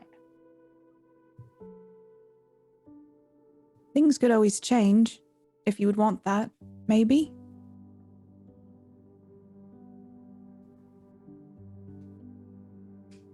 I'm sick of hanging on a hope. Hmm. I'm going to go to this ball, have a dreadfully good time. There's fondue. And pretend that I am an extremely important guest. Well, the thing about it is you are an extremely important guest. You could create a whole identity tonight. I am very jealous that you can do this. Well, I shall report back to you everything, although I've no doubt you'll see more than I. Probably will, but maybe make Lily a little jealous tonight. I'll try my best. And I feel like she goes back into the children's room and is like counting down the hours until they go to bed.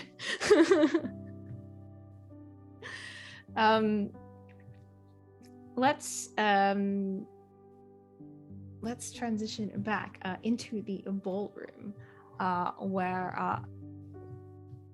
where it is maybe 20 minutes to half an hour before the first dance of the evening. What do folks want to see before the dancing begins? Oh, Victor drinking. That's all he's gonna be doing is Just fine. Victor drinking, taking things off cards, trying to hide.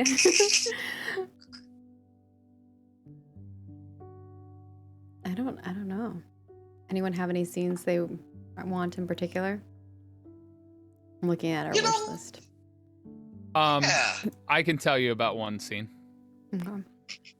Arthur has made his way to the empty quarters of the downstairs. So outside ones? Yes. Mm-hmm. Adorned with packages that somebody was holding at the door for an extended period of time. Places the packages in the main kitchen area with a note on top. The packages are filled with clothing, finer clothing than most downstairs would wear, clothing that is fitting for a ball. He leaves the note and exits and makes his way to finish his final preparations to be at the official ball himself. Good. I feel like maybe the only other thing before the dancing is Lydia and her aunt, if you want to see that. Mm-hmm. Sure. We could even have Victor involved in Yes, that at some and point. Victor. all three of them. Yes, because I think that Lady Jane comes in and after greeting her sister, who is looking very unimpressed at the decorations and the general atmosphere and the fact that it is a fashion-forward ball, Lady Jane, who is looking very impressed, goes to find her favorite niece and nephew, and we'll give them, one kiss on each side of their cheek. And remark on how much they have grown.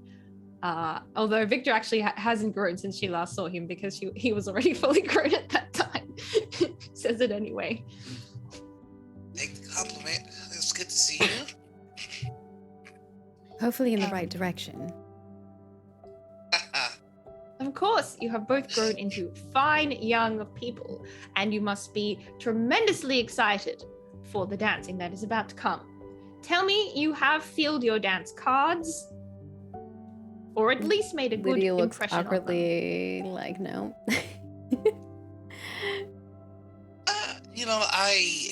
Unfortunately, I do believe I've wounded my ankle, and so I will not be informed to dance today. She raises an eyebrow. Yes, I am. It is taking quite a bit of strength even now to stand. I may have to, unfortunately, retire early, but I want to make sure that I make a good first initial impression. Lydia As moves, is. like leans forward and is like, his ankle is perfectly fine. All right. I think that both of us are just, perhaps we have 2 left feet. Nonsense. Hand me your dance cards. Ugh. She puts her hand out for both of their cards. Lydia hands her card over. Well, Reluctantly. I shall start you off simply, because since neither of you have organized the first dance of the evening, then you shall have to have it with each other. So she puts them on the dance cards for the first dance. Oh, funny!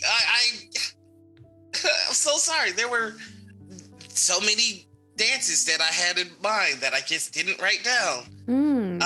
Now you have other dancing. Yes, partners, there's plenty of eligible suitors to dance with. I would like to play a resolve token.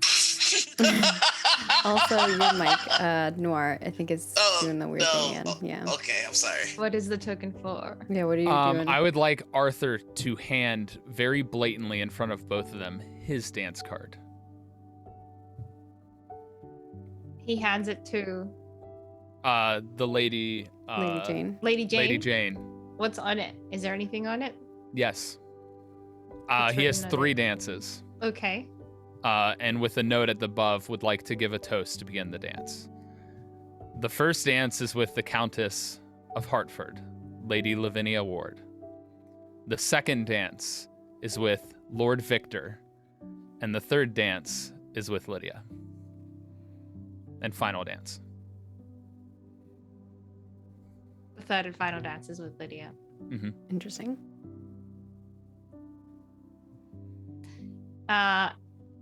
What does Auntie Jane do with that? She looks at the first one and she says, well, aren't you a dear? Lavinia will be so pleased. And then she looks at the other 2 and says, well, you are meant to ask the people that you are going to be dancing with, Arthur. Such is why I blatantly showed them as I handed it to you.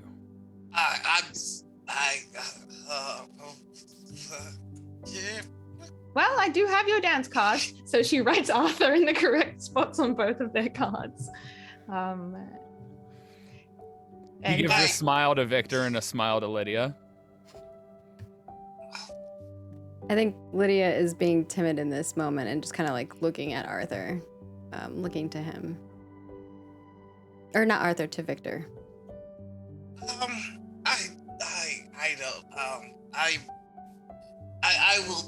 I will endeavor to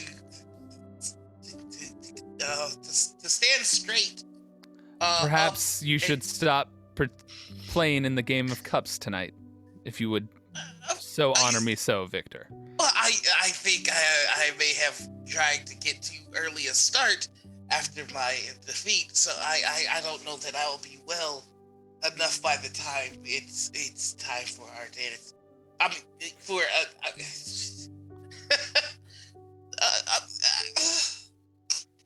maybe you and Lydia should dance twice. Victor. No, I insist, Victor. He insists, Victor. Thank you, Auntie. Well, it would be very impolite for you to turn him down, not to mention an incredibly cruel thing to do to a friend. Thanks, Auntie. Then it is decided. And she underlines it on the dance card.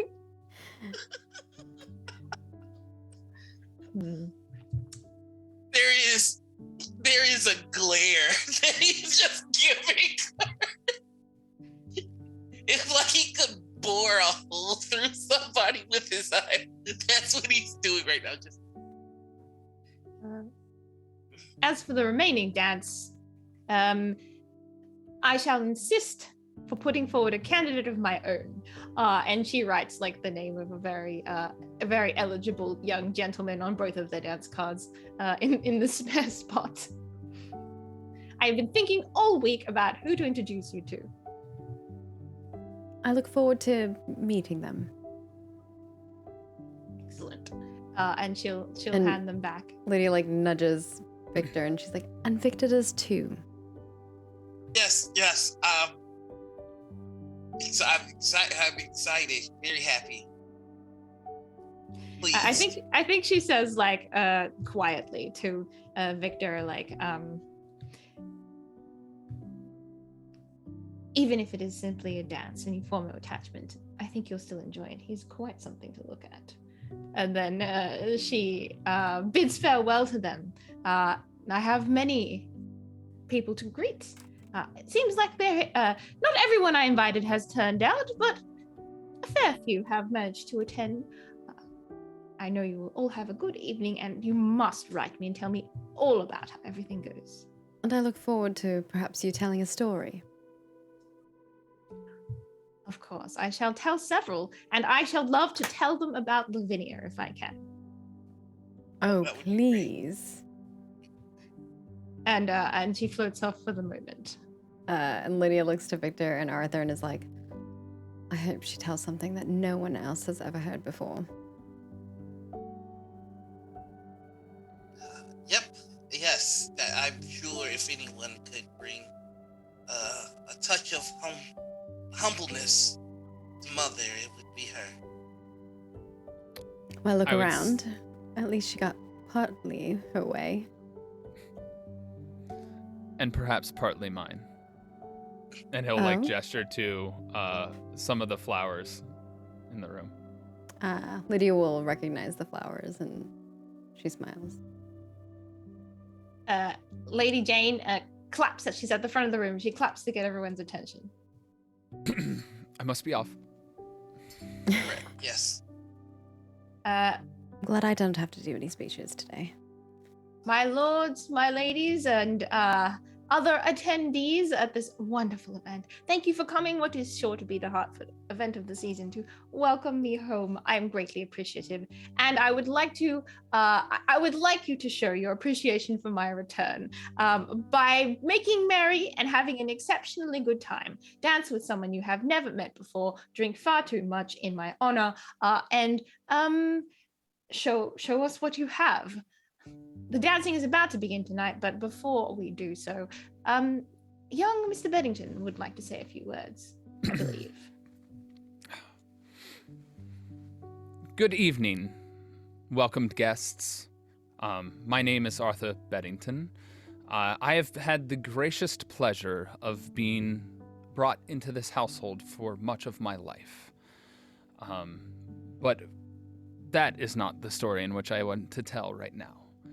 I merely want to give a toast to the Ward family, the Countess Lavinia Ward, Lady Countess, and to Countess of Sefton, Lady Jane Porter, both of which we have the honor of this ball to attend due to their gracious planning and presenting of this hall.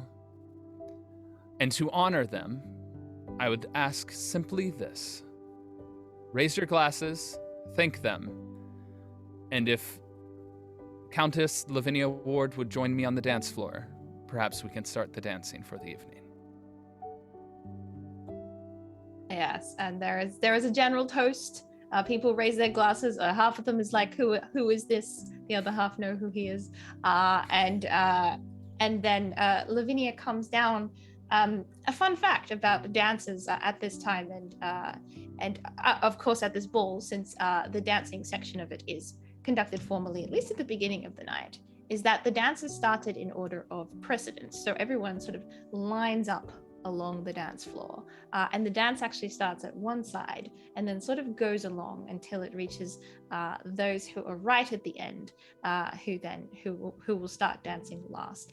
And since Arthur is dancing with the Countess, and this is the Countess's home, she's the first one to begin, since there's nobody here who outranks her. And so Arthur and the Countess are actually, as everyone lines up, the first ones to start the dance, and everyone can see along the long line of people as they begin. And I imagine that being as it is in her honor and given her own status, that Lady Jane is the next one in the line. And it doesn't take long to get to Victor and Lydia, seeing as they are still of the peerage. And the first dance, I feel, is like sort of quite a conventional country dance. There's a lot of like walking in circles, clapping and small turns. And I think the Countess just says to Arthur, "Thank you for accompanying me for this first dance." Thank you for allowing me to live here for as long as I have. And I think she sort of smiles at him, and that's like maybe, unless there's anything else you wanted to add, kind of all we need to see of them in that dance. Yeah, it's simply he wanted to honor her for, you know, doing what he did, what she did for him. As this dance is taking place, or any point actually, if there's anything that you want to see for Ash or Ivy or Angus or any of the downstairs characters, let us know as well of what is happening downstairs. Do you have anything? If not, we can also see them later in the evening when there's the packing up and all of that to do as well. Okay. Yeah, I think that makes sense to me, just because. Yeah, that makes sense to me too. Ball time. Easier for them to talk, yeah. Arthur, if he ran into Ash, would pass him a note that had Olivia's address and information. Oh, she. If Victor caught wind that there's going to be a downstairs ball, I think he would have also left Ash a letter like, "You have something to wear? Yeah, you do. Go get an outfit." Which is so funny because Victor and Arthur had the same thing in mind. Milton definitely would get in that pile of clothes and pull something out for himself. Oh yeah, I don't think Milton even asked Victor anymore. It's just like, yeah, I like these boots. He just takes. Well, with that, then we should move on to the second dance of the evening, where Arthur is going to be dancing with Victor. Now, this we needed to see. And they are perhaps slightly down the dance line, so they do have a couple of minutes to converse even before the dancing begins. So, Arthur, I have to say, in terms of ways to infuriate Mother, this is a rather creative one, but... This is not one that would infuriate her. Well, probably right. Why are we? I mean, I don't mind. Just I'm trying to figure out what's the game plan here. Like, let's. You're so flustered, and it all makes sense now.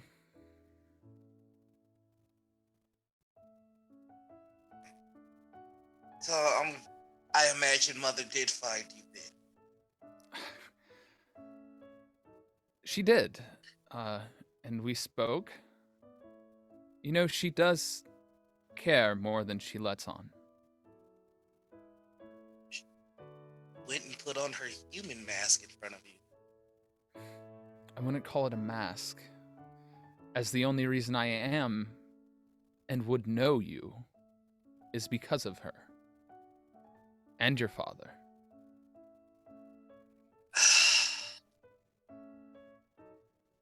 Why didn't you tell me?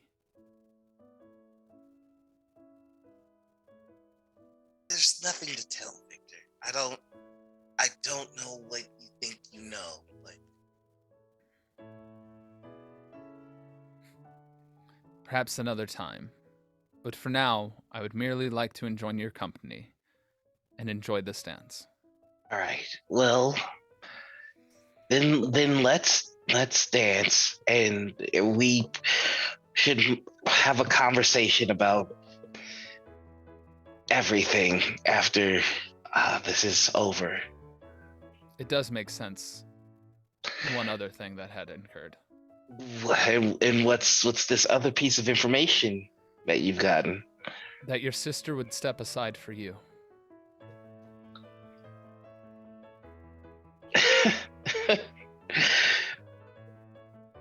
Arthur,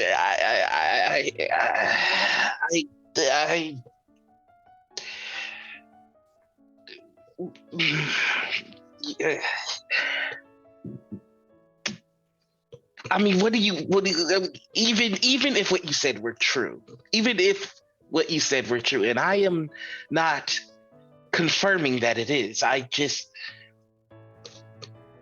mean, what do you think of that? I mean, this is clearly a ploy of some sort. I have yet to digest any information. But I am a little upset with you. And that's what the machinations of her plans were. I wouldn't keep anything from you, Arthur. This is And all. yet you continue to lie.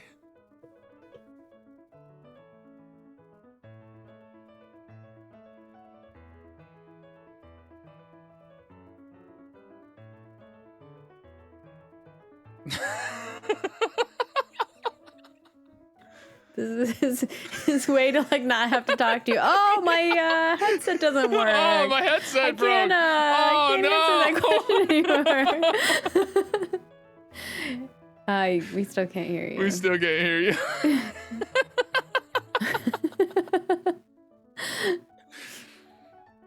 Nope. We've got nothing, Nora. Oh, I now there we it do. is. There you go. This technology's trying to help him out and get him out of this. It's a little He's- loud, but it, yeah. My bad. He just says, there's no lies here. There's perhaps modifying the amount of truth that you're exposed to, but there's no lies here, Arthur.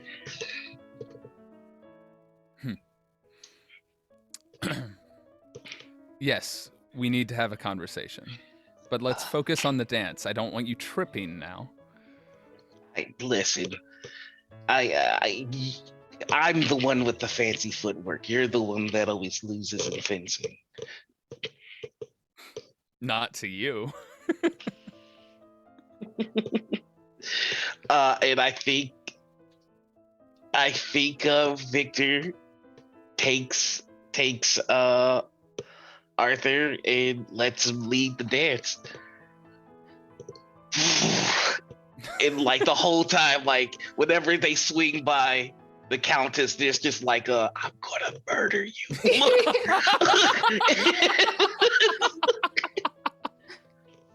This is an expression from Victor that the Countess is extremely used to. So she just like politely smiles back at Victor. Midway through this dance. Yeah. I would like to do something here though. Mm-hmm. I would like to pop an influential tag to make this dance a spotlight of the evening. Ooh, I love that. Yes. Tell us what you're imagining.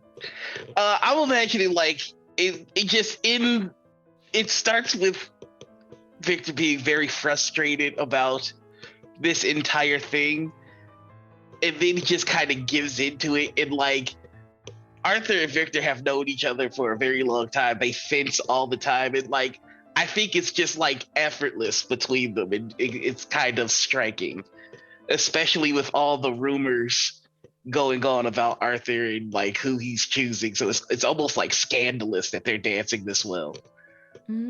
I like that. So like the people who are on the side watching the dancing, like all their eyes are riveted on Arthur and Victor, and even like some people who are on the dance floor at the end, like kind of mess up their dance moves because they're distracted by Victor and Arthur on the dance floor. And you can bet everyone is taking notice of this. Everyone who is there. Meanwhile, I think on the other end of the dance floor, I imagine this is the dance that Lydia is dancing with a handsome gentleman that her aunt picked out. Yes. He is basically exactly what you would expect, like tall, handsome, polite, says all the right things, has a nice smile, seems to not have a personality. Those that kind of thing, like McLeod, basically. And partway through this dance, Lydia spots at the side of the room Grace entering by herself. Grace has clearly put some effort into her appearance. She's wearing a dress that, although not expensive, is very well tailored. It is a sort of a striking kind of green color. And she just quietly kind of like slips in through the crowd, like sort of nodding and smiling at people, and watching the dancing from the side as it's partway through. What's Lydia's reaction to seeing her come in by herself? Well, I think she is firstly looking for Percival, but doesn't see him. And then I guess she just kind of like watches Grace, like as they're doing turns or moves. She's listening to the gentleman who's talking to her and answering back, but equally as he has no personality, she seems very distracted, I think, at the same time. And I think there's a point where Grace is like scanning around the dance floor and their eyes meet for a moment. And immediately Lydia looks away like, I wasn't looking at you at all. It's fine. Yeah.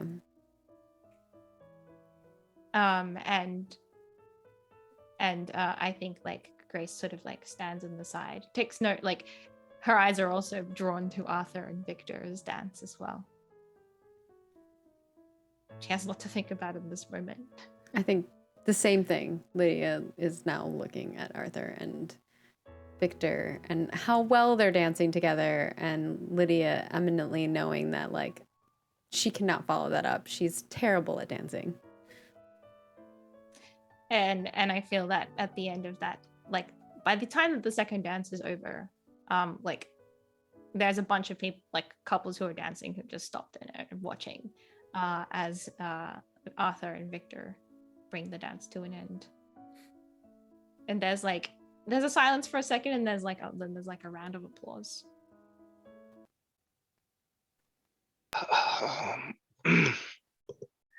I'll Thank you. I'll talk to you after the ball. Your lord. And Arthur would bow. Like very quietly, only to Arthur. Yeah. He goes, my duke. Arthur kind of like stumbles. He's like stays in his bow for a little longer than is normal, and it's just like stands upright and makes haste off the dance floor. Yep. I feel like there's probably about a 10-minute break between the second dance and the third dance of the evening, and I think Grace kind of like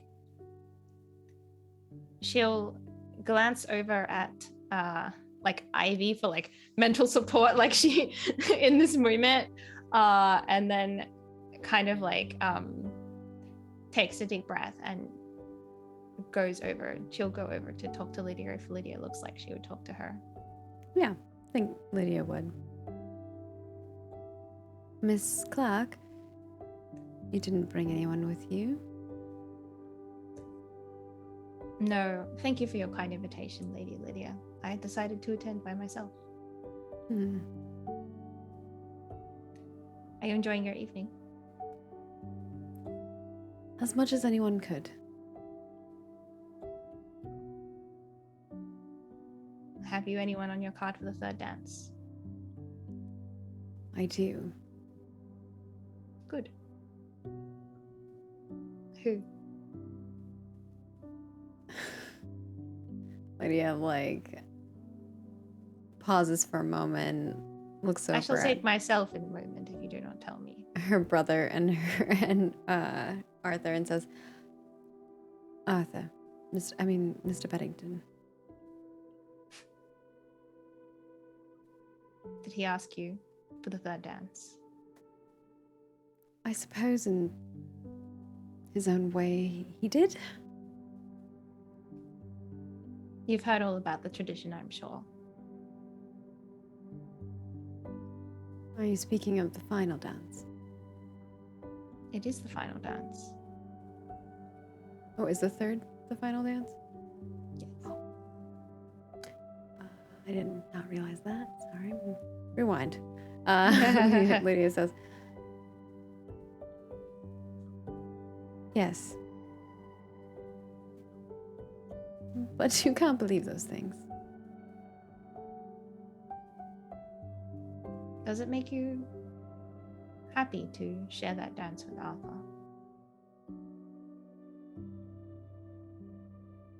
I suppose part of me.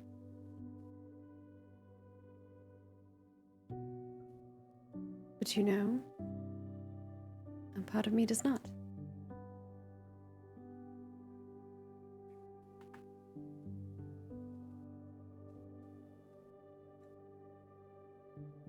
You know,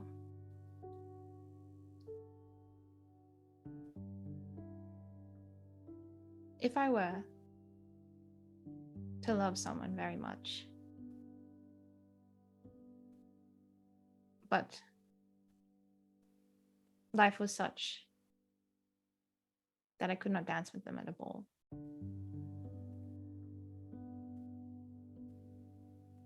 I might imagine that dance in my mind.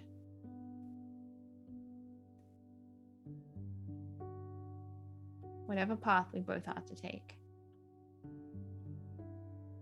and whoever that path might be with.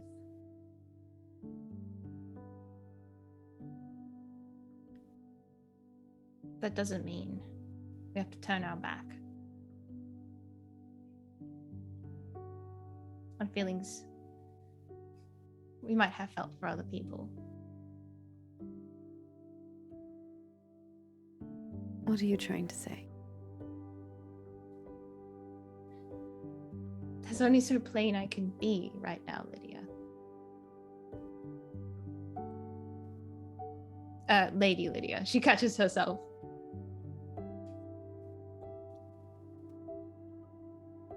She nods, but you can tell she's uncomfortable.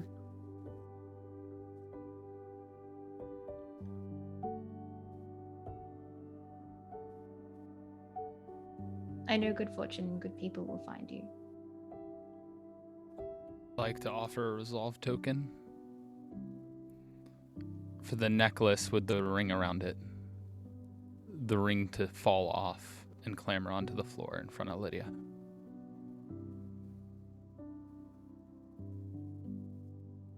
I'm okay with that. I think I will say yes, and the yes and is that no one else sees it, just Lydia. I will accept that. Lydia Grace immediately reaches down and quickly picks goes it to up. reach down as well, and I think their hands touch as they both like go to grab the ring. But Lydia backs off as soon as you grab it and stands up.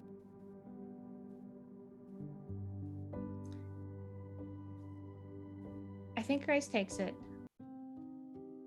and says, would you accept it if I told you it was a parting gift?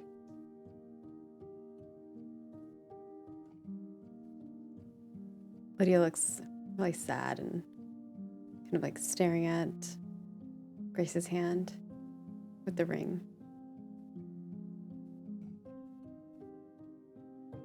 Then I would have to remember it every day.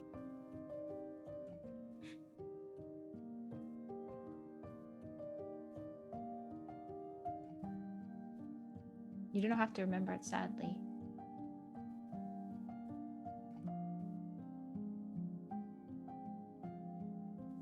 She nods and puts out her hand. And Grace gives it to her.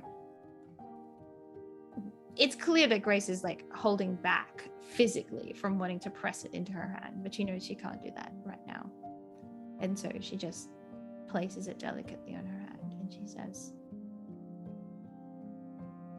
I'm thankful for the garden and for the night and what it has given me and what it has meant to me. And I will always remember it. And Lydia like clasps it in her hand and holds it and says, I'll remember it fondly. And she puts the ring on. Grace is holding back tears. She doesn't cry, but she's holding them back. Lydia is also holding back tears. And she says, the third dance is going to start. I'd best find someone if I wish to dance at all. Green looks good on you. You look like a dream. And she turns and goes. Let's I see would Victor like and to- Ivy. Yes. Okay, yeah. Oh, Oh, we were can we do going to that. say something else? Sorry. I was gonna offer a resolve token. For Victor to just see them parting, both looking sad as he's making his way downstairs. Oh, I would allow it. Yeah, I'm happy with that. I need these tokens. I had none before this before began. And I would like, if I may, before this next scene is a monologue token from Grace. Or I would like to spend my monologue token on Grace. Grace walks away from Lydia and she kind of like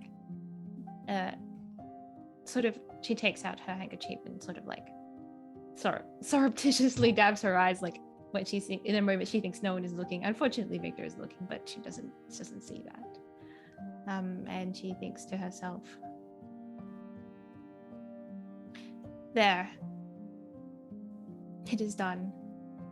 I have said what I needed to say, and I have said it in the dress I wish to wear, in a place that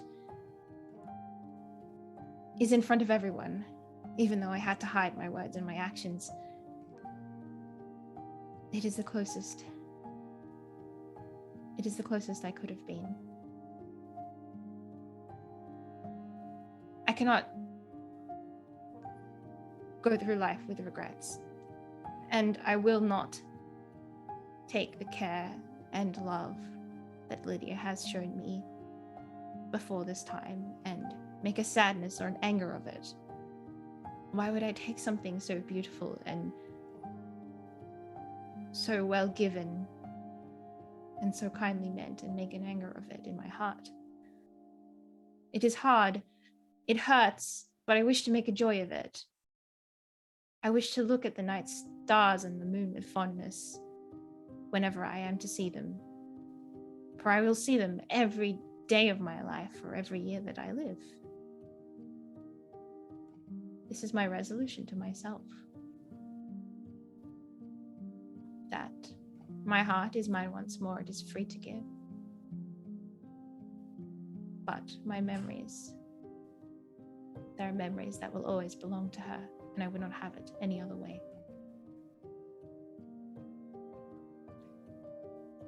And a tall lady asks her to dance, and she accepts. Aww. I hope it's the best dance ever. Yes. Victor and Ivy, you had something in mind, Noel. I think after his dance with Arthur, Victor sprints downstairs. He is running, just full speed. You would find Ivy if you were looking for Ivy, sneakily packing away some lavender scones. Like, it's almost like he stops like Kramer, where it's just he has to put the brakes on, and he just goes, I was wrong. And I'm like trying to hide that I'm like stealing scones, essentially. I'm wrong about what? Don't live to die. I was wrong. What's the alternative?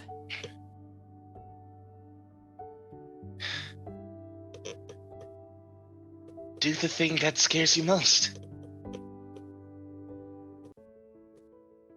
Are you going to do the thing that scares you most?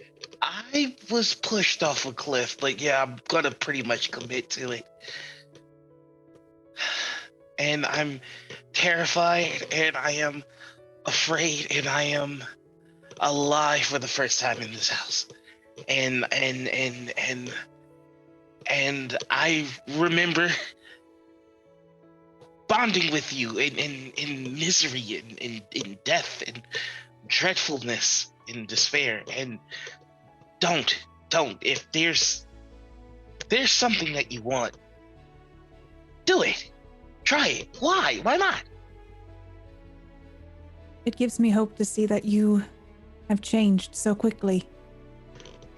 I'm riding a bit of a high, and I'm very scared. And running to see you got me out of being there where he could see me. And but try, right? I will try. Because I've never seen you so vibrant before. I hope it looks good on me. I used to the... It fits you very well. Is it about who I think it is? Yeah, it is.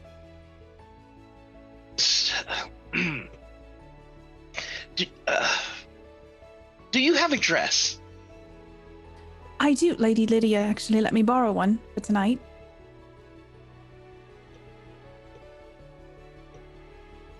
Take the night off. I have a +1 and I haven't used it. I don't think that would go over well at all. I would be the one to get in trouble, I assure you. You want me to go up to the ball upstairs with the fondue? Yes. With the fondue, it's rather impressive. And Milton won't stop talking about it. Okay. Will I get fired, though? That could be bad for me.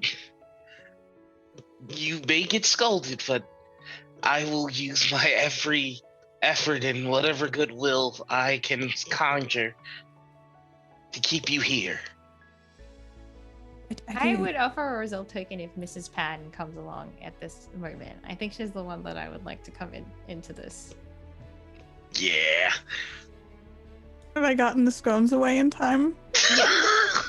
The scones are... Look, we know that she would let you take one or two. You've got the most of them away. I think they're away in time. Want to know how many scones you have? I'd say like as many as I could grab off of a platter. Like probably before you got there, 7. I don't know if I could sneak that many. I'm going to assume that you have safely gotten nearly all of them out of sight. And so Mrs. Pan comes in. And she doesn't see Victor at first because she's concentrating on what she's doing, which is bringing in the next batch of scones. And she says, Ivy, the next batch are almost are ready to go up. And then she sees Victor and is like, oh, Lord Victor, may I assist you? Is there something missing? I am in desperate need of a +1.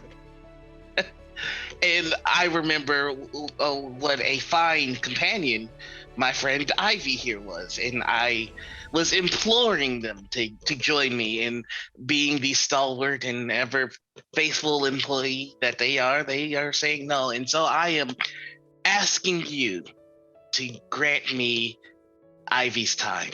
Please, I beseech you. Well, Lord Victor, well, I would firstly say that unfortunately, Ivy is not part of the kitchen. Thus, her time does not belong to me, but Mrs. Crow, which is a great shame, as I would love to see you in the kitchen one day, Ivy.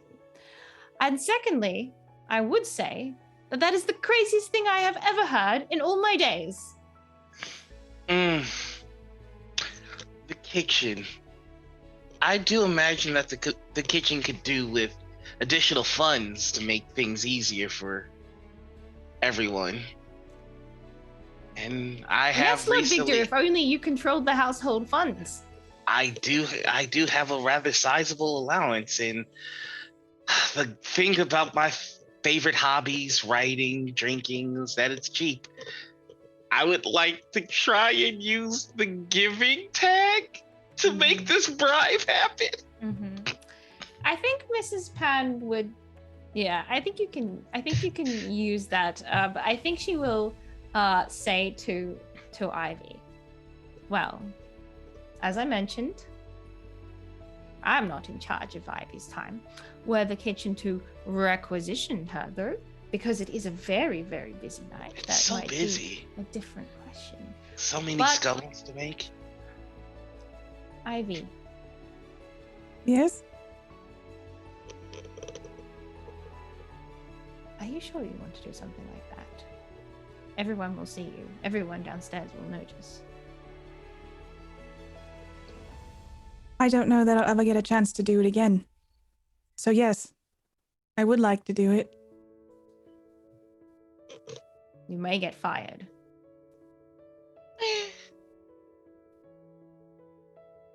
What are the chances of me getting fired, though? I mean, are they high?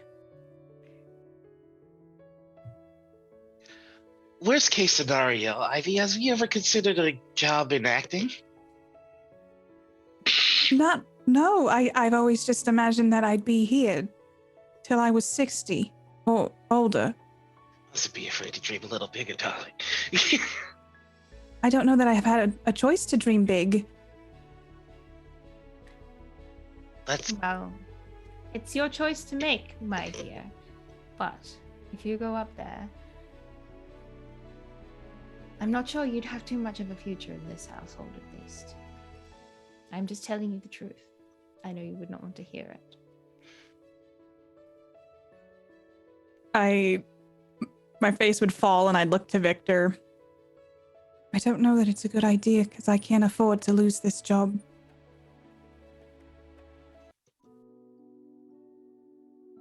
Unless you could change my face for a night, I don't know how I could do this.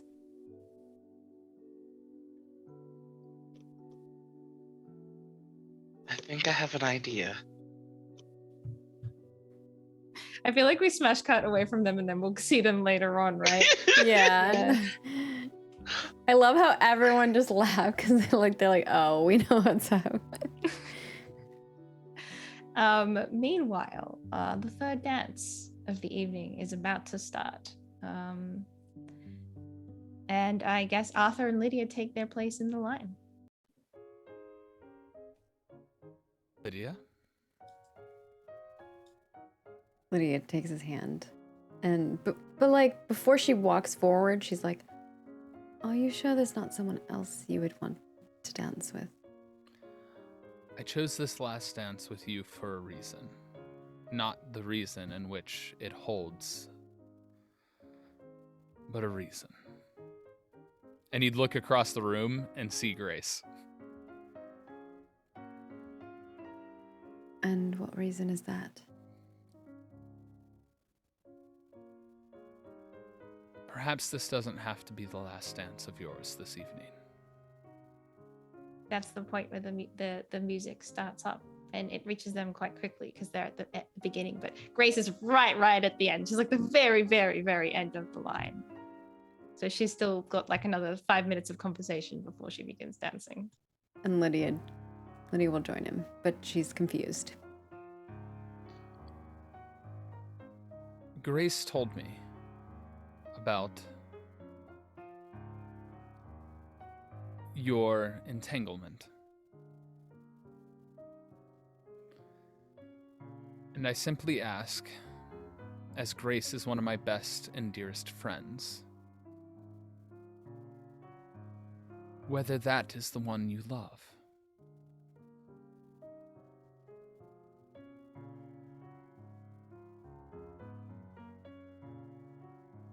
Does it matter where my feelings lie? It matters to me. I only want you to be happy. And if that is not with me, then I know of Grace to be of great character, and a kind person at that. Those are words that I have spoken and written.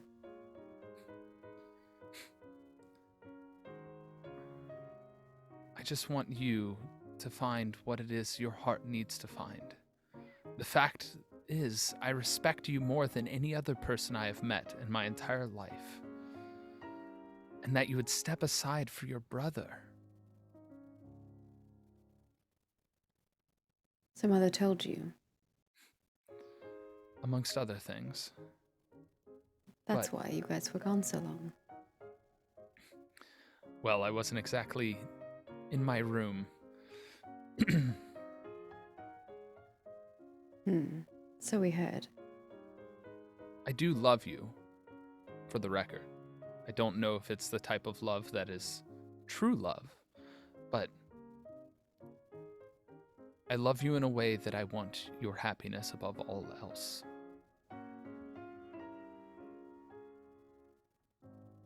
I'm torn. I don't know where my heart lies.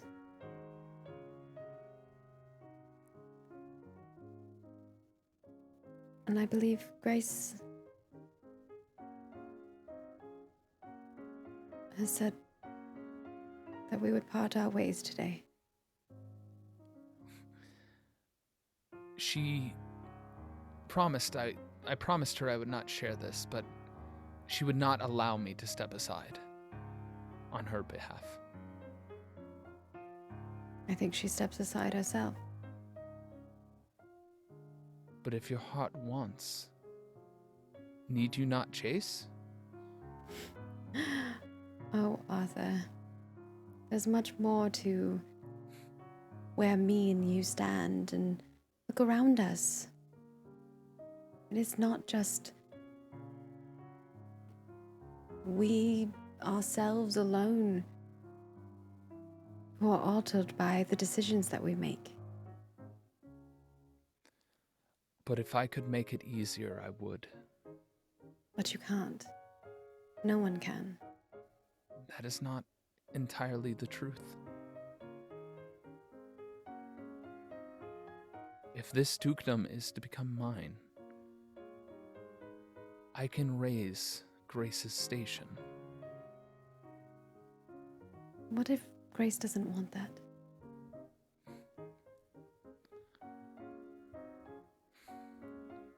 As you know, and as I just stated, with station comes responsibilities that not everyone wants.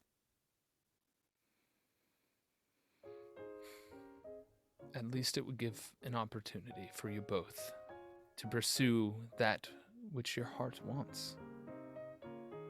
But I cannot pretend to know what your heart wants, as I don't even know what my heart wants. And that's where we stand. I like you, I care for you. But I don't know where your heart stands, and part of me is... She looks Grace's direction and then back at you. What about my brother? Do you care for him?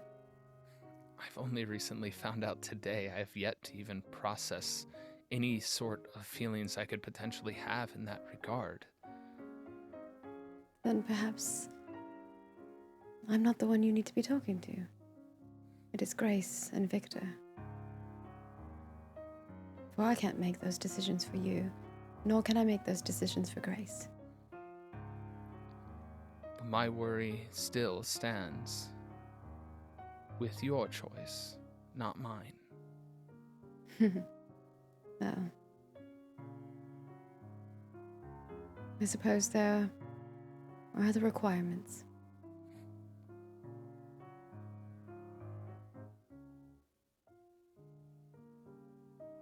Either way, you have my respect and friendship if that is what you choose. But if there's more than you want,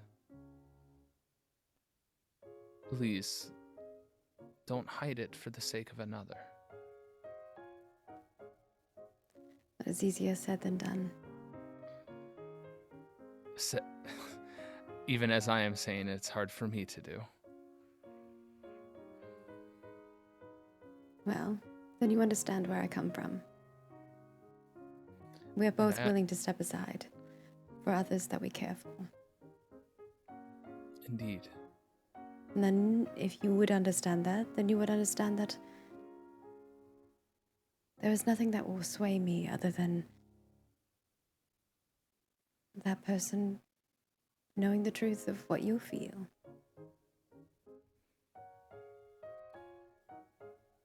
Well, I hope you find it in your heart to find the truth of what you feel and to pursue it in a way that you would wish, and the happiness that could therein become of that. The heart wants what the heart wants, after all. I've read many a book, and that is what they say. But now that I experience it, it doesn't quite feel the same. Either way, this dance, I chose you because you are the person that I respect and hold in utmost station above all else. You confuse me, Arthur. Greatly.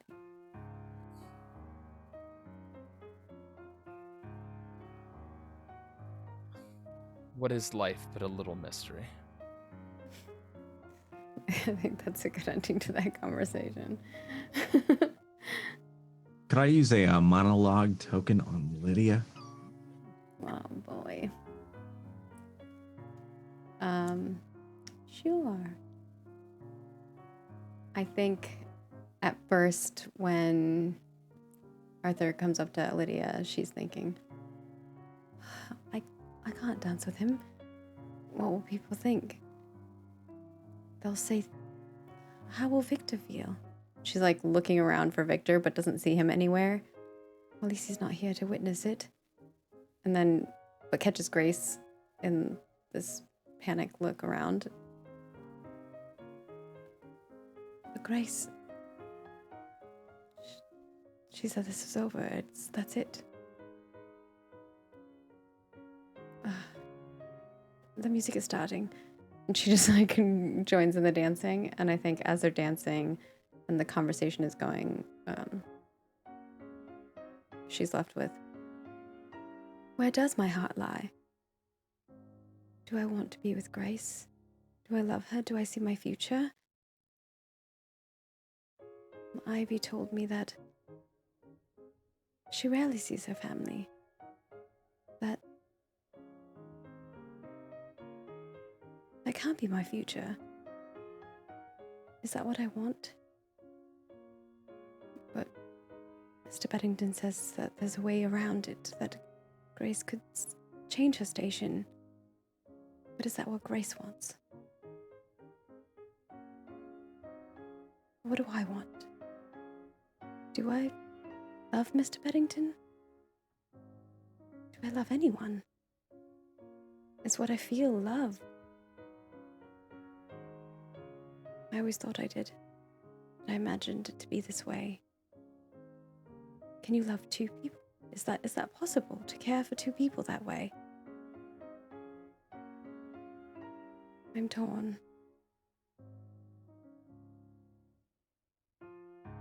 Perhaps I make no decision. I leave it to them. Leave it to Mother. Or maybe Auntie Jane.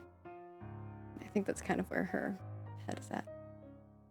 As the dance wraps up, Arthur would simply say, I plan to crash the downstairs ball if you would wish to join me, you could perhaps share a dance with Grace.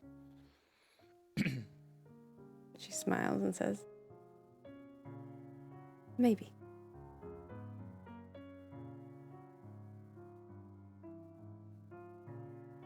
For a resolve token, giving it right back. For Grace to have seen Lydia's eyes looking over at her during that dance and had gotten a sense that they were talking about her.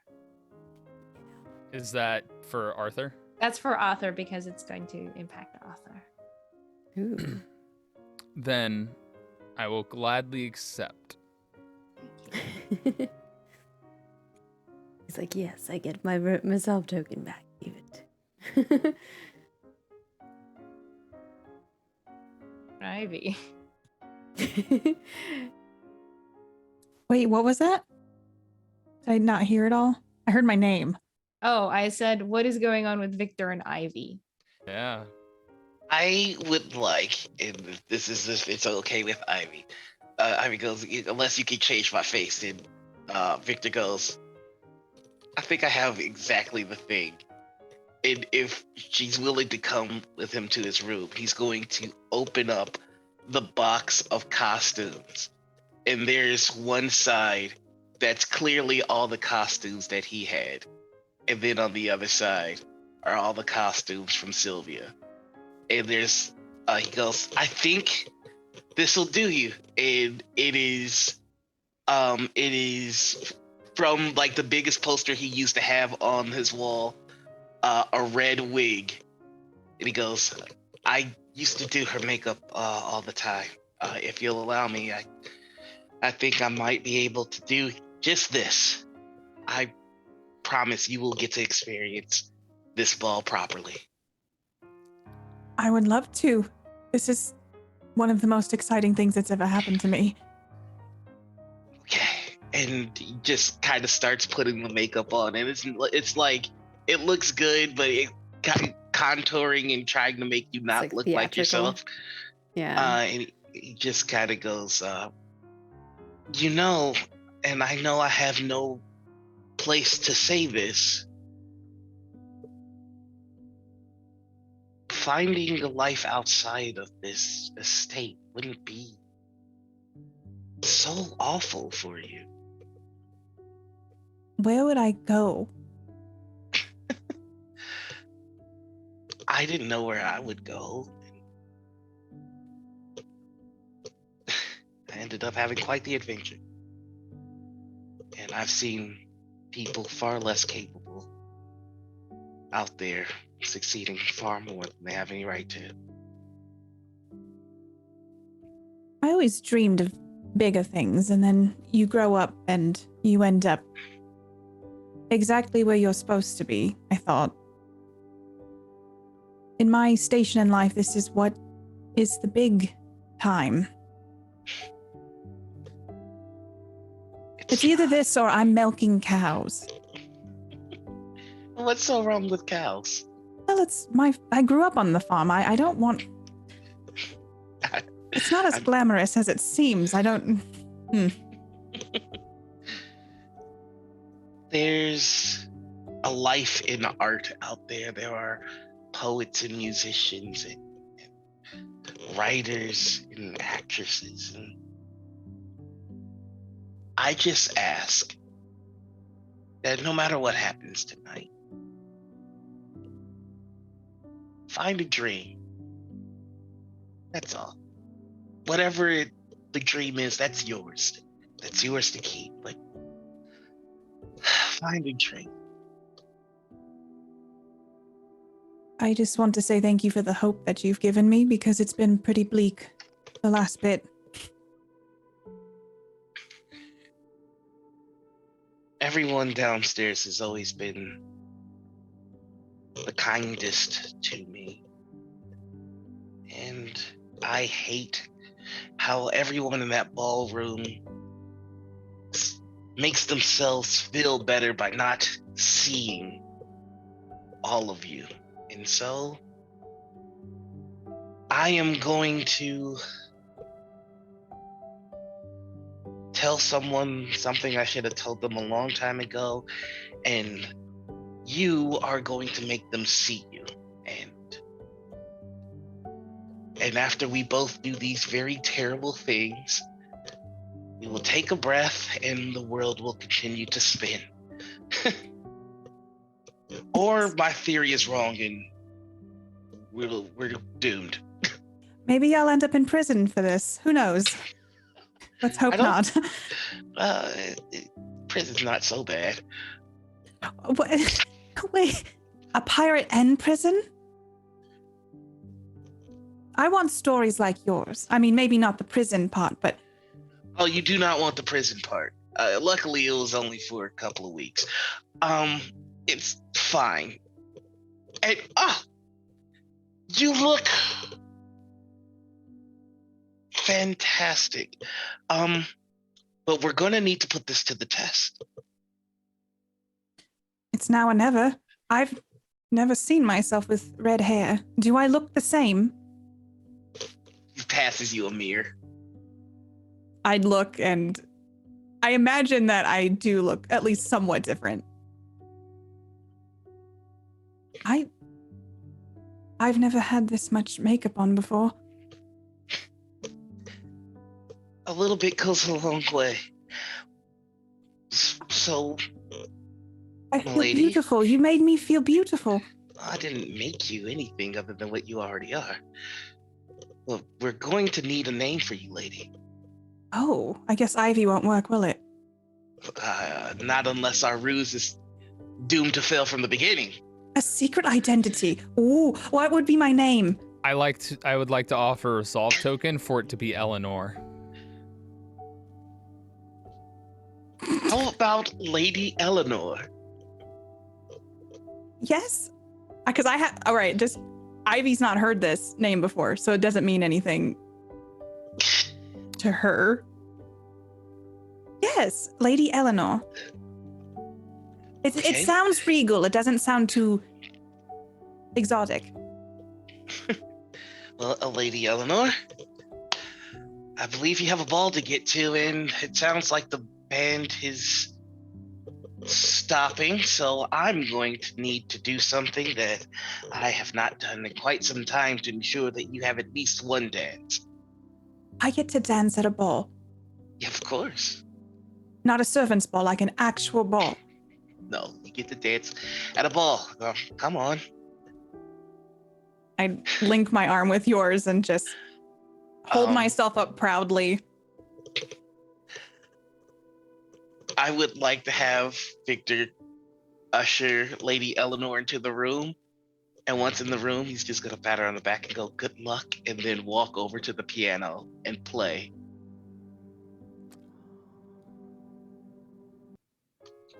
Would you like to use your caring positive reputation tactic? I would love to use my caring. Perhaps. Yes. Because I think this is a caring moment from Victor, and I want this to go well for Ivy. So I feel like boom. There you go. Yep. I feel like all of your positives are gone. Well. Yeah, that was the dance. Influential is the dance. Yep. Yep. I'm all out of my influence, all out of my good traits. That's it. Yep. Your uninspected connection is like, oh no, Victor, actually, never mind. He wasn't that great. Yeah, okay. So music, the piano unexpectedly begins to play, and everyone is like, oh, is this another dance? Like, we weren't expecting another dance. Quick, we better like find someone, like just grab someone, like find someone. Arthur immediately looks over at Lydia and then looks at her and then looks at Grace and looks at Lydia. I would also like to be staring down Grace as I'm at the piano, like. Victor, sorry, Grace is still like, what's happening? Is this normal in a bowl? Like, what dance are we even doing? And like the people at the front of the line are like, oh yeah, we must be doing this one. I would like to use my open positive trait for Ivy to approach Arthur. When Ivy gets down there, does anyone like look at her, or is it like suspicions arise? if there is suspicions, I feel like they would definitely be from the downstairs staff, not from upstairs. And I would pay a resolve token for someone downstairs to have a suspicion. I would know that that's my dress, right? No, it's a different dress this time. Oh. Yeah, It's from the costume pile. Mhm. Oh, okay.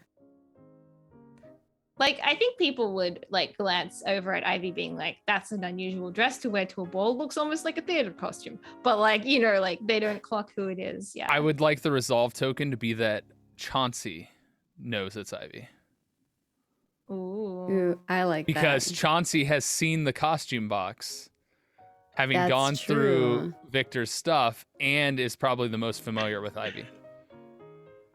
I would agree with that, but it's up to. That is very true. He is the most familiar with Ivy.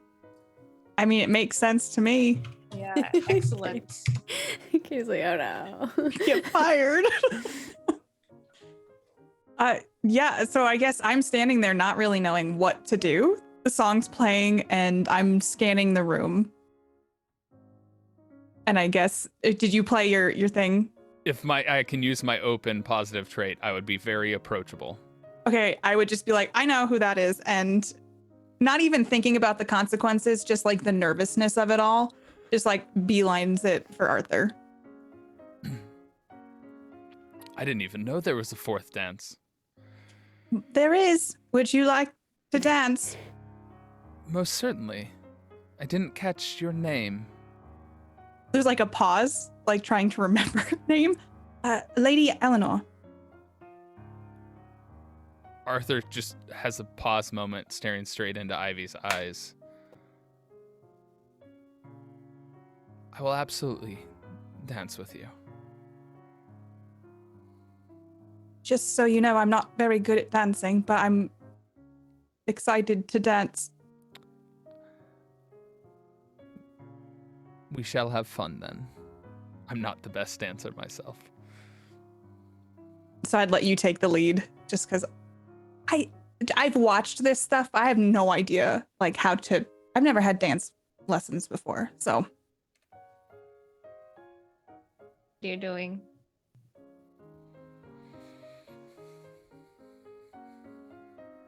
Did I miss the first part of that Yeah, question? I missed the first part of it too. I missed it too. I just said, what is Lydia doing? I think she's just standing there confused why there's another song playing. And yeah, that's what's happening. And then she's like looking at Victor like, what are you doing? Okay, and she'll go over to Victor. As he's playing the piano. What was that earlier today with you and Grace? What are you talking about? I saw you two parting ways with tears in your eyes, sister. I did not have tears in my eyes.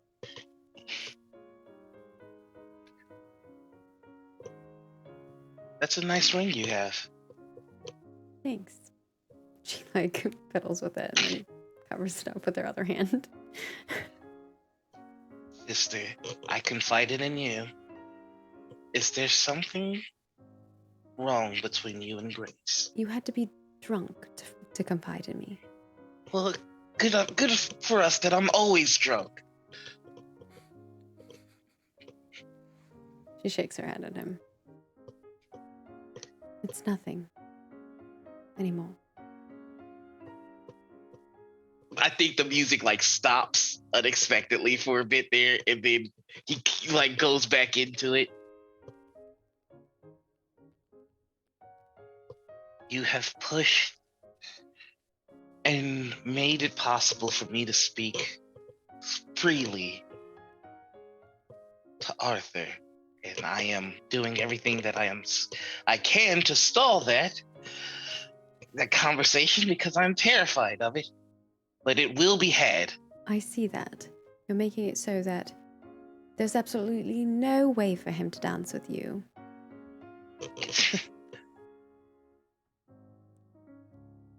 So who would you rather be dancing with right now, sister? Because this isn't about me, it's about you. Why does everyone want to know what I want? Because we love you. And what if I don't know what I want? What if I want something that someone else has? Then speak it into existence and let the world mold itself to your will. What do you want?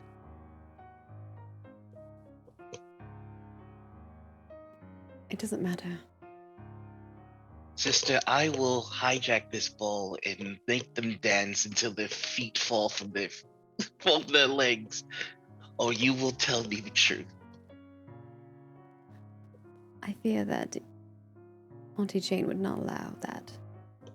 You're right. I'm certain that I'm already getting glares from Mother. You've ruined everyone's final dance. You realize that. Yes. Now who will get married to who? And Lydia will sit down at the piano and join you, and it just the piano playing is worse. Can you She's keep bad. a secret? She's bad at it. Can you keep a secret? I can do my best. I ruined the dance because a good person needed kindness. And it felt good.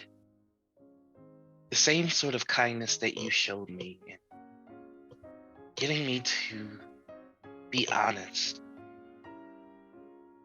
I simply want to return that kindness to you, sister. That is all. And I appreciate that, brother, but this is not the way to go about it. You're right. I suppose I should let them free. And he's just gonna quickly glance over at he's gonna quickly glance over at Arthur and Lady oh god, I forgot her name, Eleanor. And if they look happy, then he's just gonna bring the song slowly to an end. And your aunt is like crossing the room towards Victor at this point as well. And I think Lydia is like, and who did you bring with you?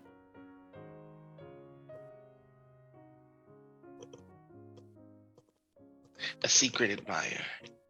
You do have a type after all. Redheads.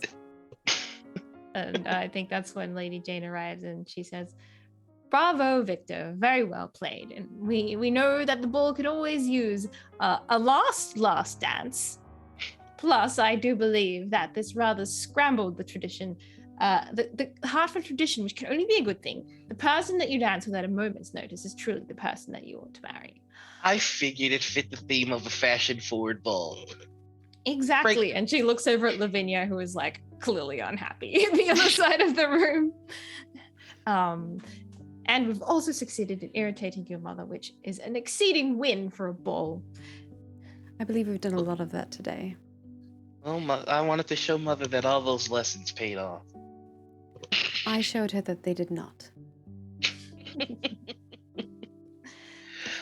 I think if Lydia will allow it, this will be the first time since he's come back that he tries to give his sister a hug. Oh, she'll accept it. I think while they're hugging, Jane will close the piano and she will be like, she's like, please do not play anymore. yeah. And then she just sort of just smiles at them. Should I try the harp next? And I think she just calls out from there, dancing is officially concluded. You're welcome to play cards or depart at your leisure. Oh, look, Victor, cards, your favorite. Yes, perhaps I'll play around and get another wife. Did you tell? No, he didn't. Yeah. Oh, yeah, like, she's immediately like, what? What? I think we're all, like, the two girls are just like, and so we don't need to see it, but your aunt is basically going to spend the next hour trying to force you to tell her that story. Yeah. I don't think it'll take much coaxing, but yeah, he ends up telling. Good. You can bet everyone at the ball will know it by the end of the night then. Oh, God. I do want a scene with Tom and Ash, but Tyler, I saw you unmuting. Did you have something? Yes, I was gonna say Arthur and Ivy, I imagine, would have a conversation after the dance. Mm-hmm. Let's do that first, and then we'll end our session on Ash and Tom afterwards. I've never seen you before, Lady Eleanor. I'm familiar with the area. You are quite... You stand out from the crowd, even in a place filled with so many wonderful and beautifully clad people. Is it the dress? I would say it's your eyes. At that moment, I'm sussing out if you know that it's me or not.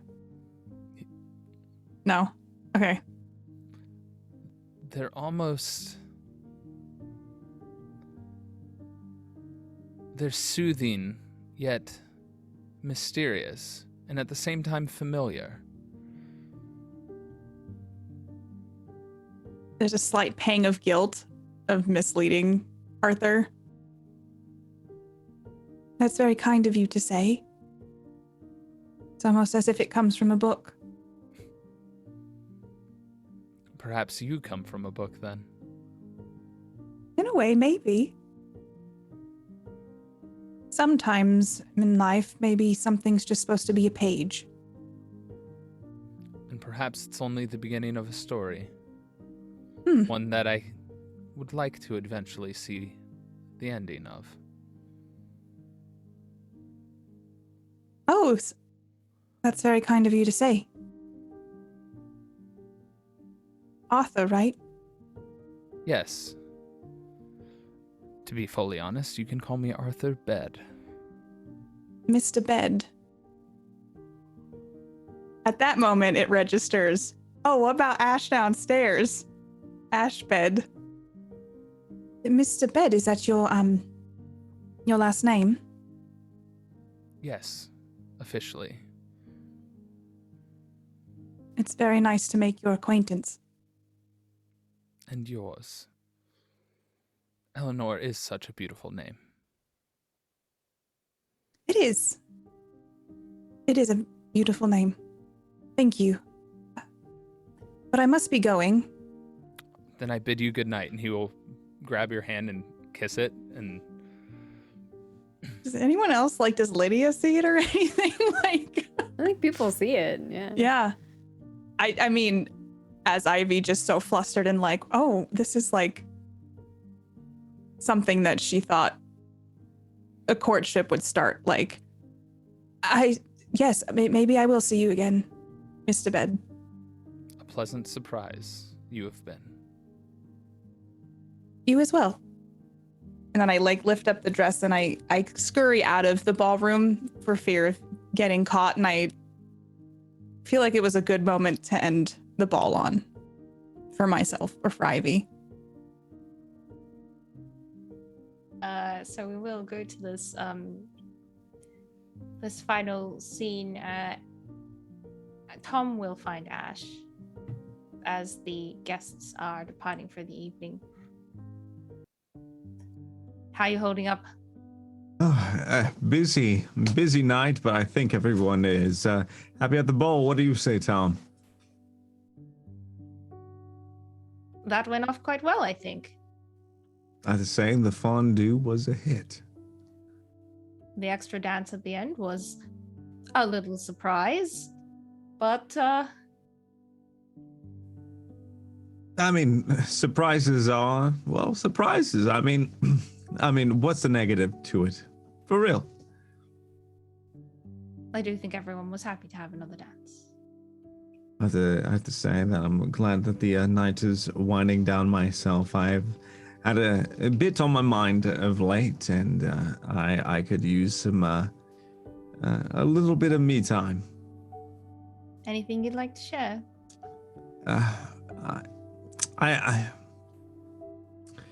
You have a feeling where you probably either did something or overshared to the point where you might lose everything? Oh, yeah. That's me right now. And so it's just like, this is, I enjoyed tonight, but it feels like everything here kind of, I don't know. Everything it felt like a family. Everyone was happy, but I just feel like everything, I don't know. I just worry that the need for me is long gone. What do you mean by that? I mean, think about it. You have Chauncey, who would literally cut someone for this position, literally. And it's not that I don't want it more than them. It's just, there's so many good people here, and it just feels like everything is changing. And well, I would love a little bit of consistency, and I've been fighting for that for how long? It just feels like changes in the air. I mean, Tom, what did you say? Ash, I'm still here. Mrs. Crow's still here. The Countess is still here. Those are the things that make this place what it is. Very true. Well, I will say, Tom, I don't mean to cut you off, but if you would love, I would love to have a drink with you later tonight when this is all wrapped up.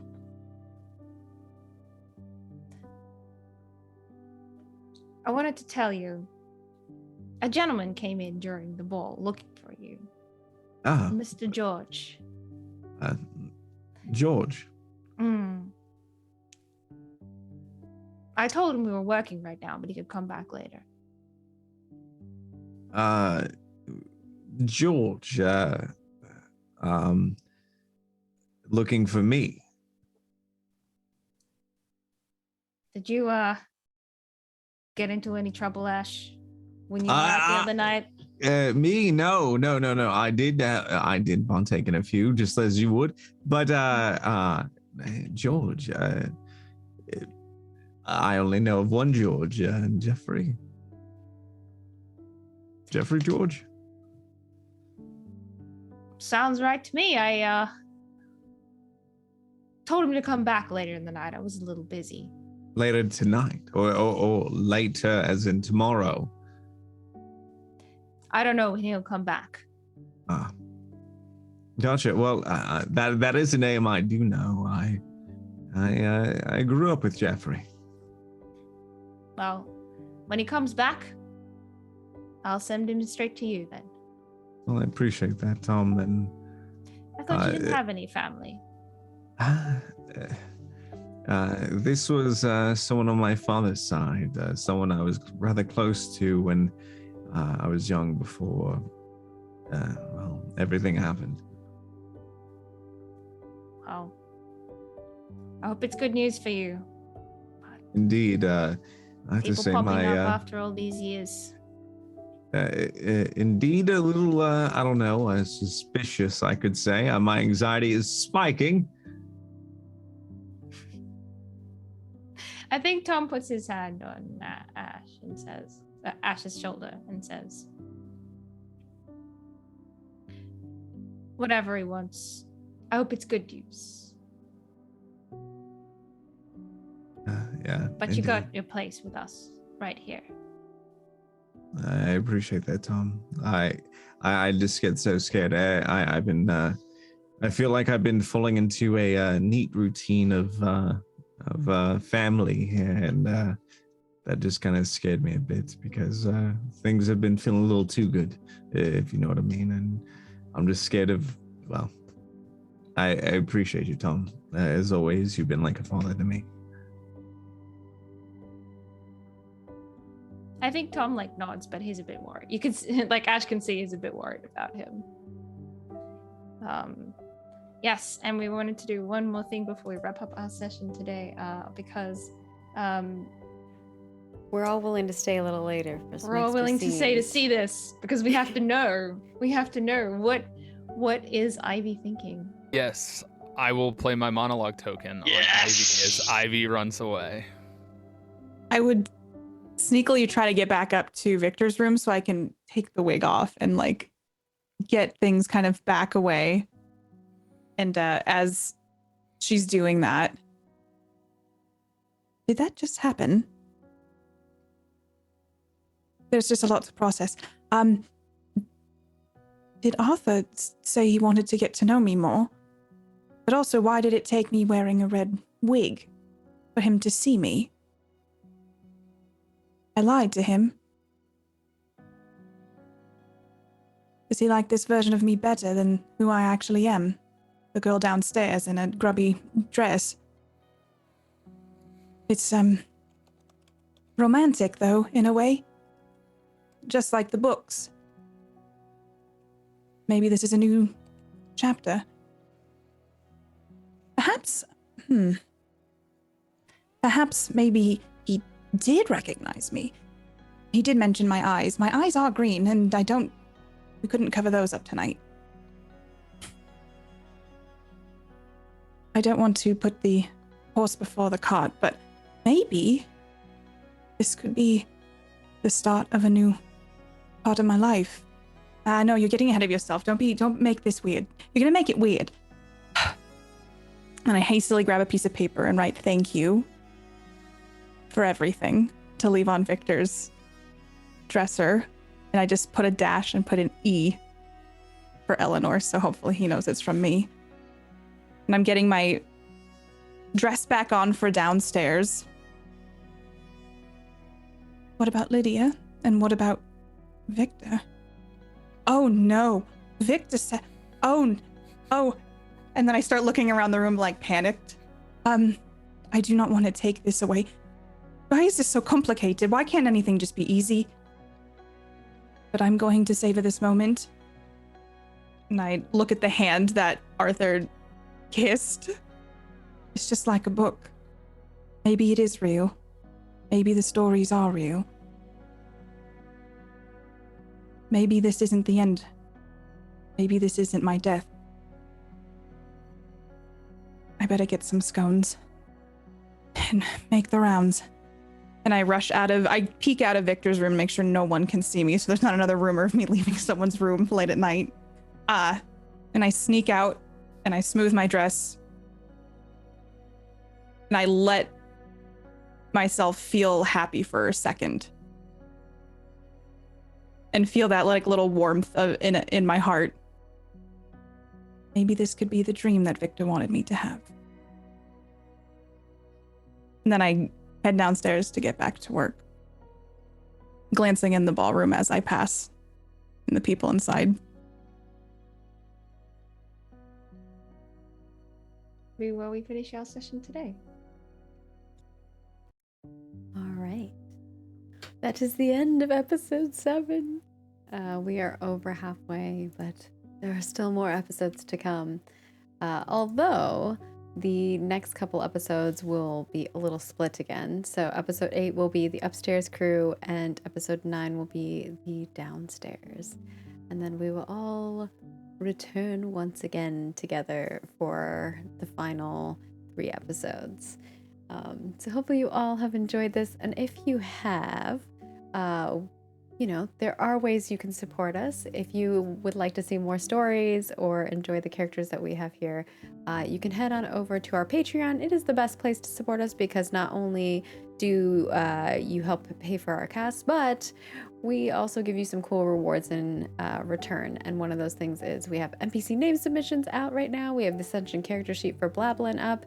We have new letters coming out on Patreon on Fridays, so stay tuned for those, or maybe there will be other things in there. There are some letters that have not been read. There's a newspaper clipping too that hasn't been released, so there's plenty of other things for you to see. So if you'd like to go get a little sneak peek at what's to come, definitely do so.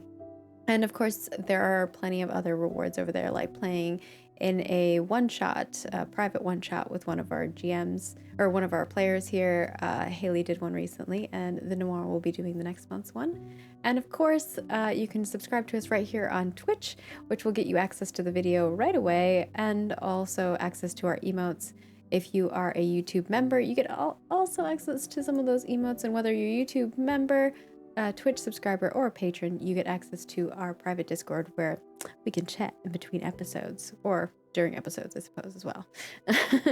And of course, we understand that not everyone can support us in a monetary way, so there's plenty of non-monetary ways to support us, like watching us live here on Twitch, making clips while we're live, watching over on YouTube, subscribing, liking, commenting, going over on Twitter and Facebook and liking and sharing and following us and retweeting and commenting in all of those places, all free ways to help support us and make the algorithms find more of our content.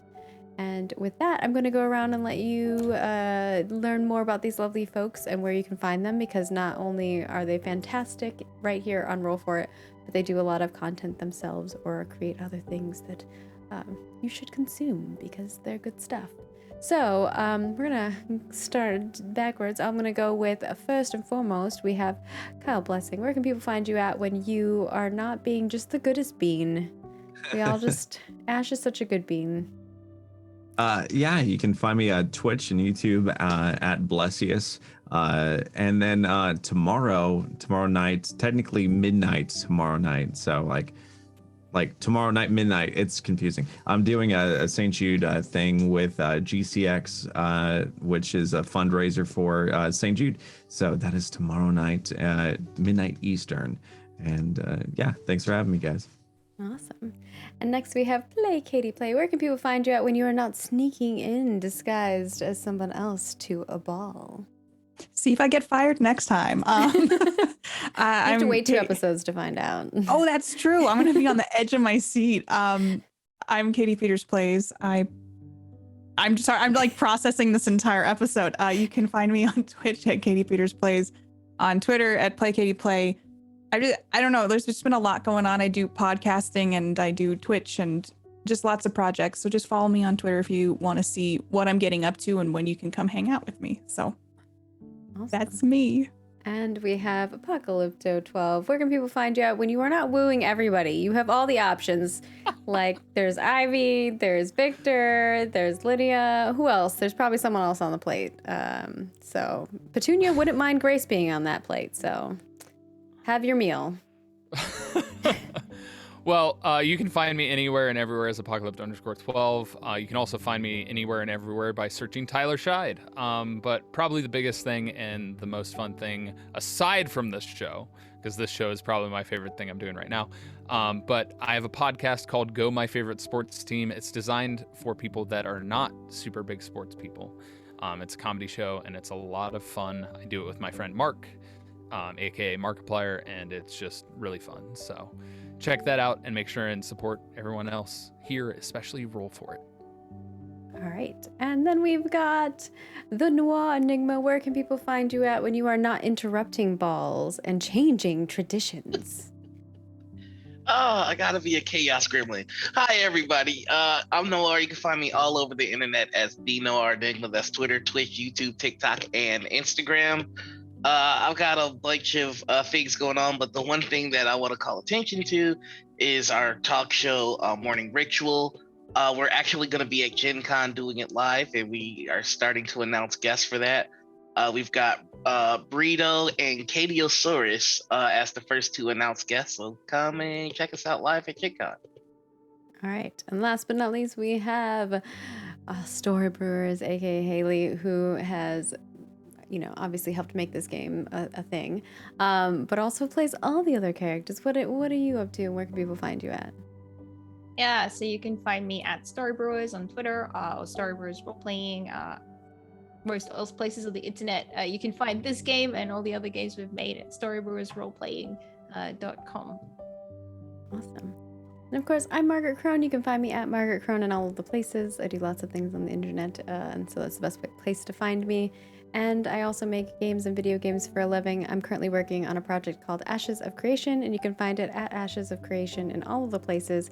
And I'm also working on the next installment to the Witches and Spellcraft game that you can play over on DriveThruRPG. And the next one will be the advanced version for those who are interested in more rules-heavy version.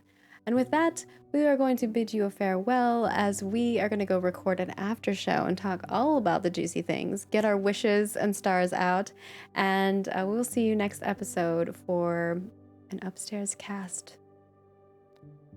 Farewell. See.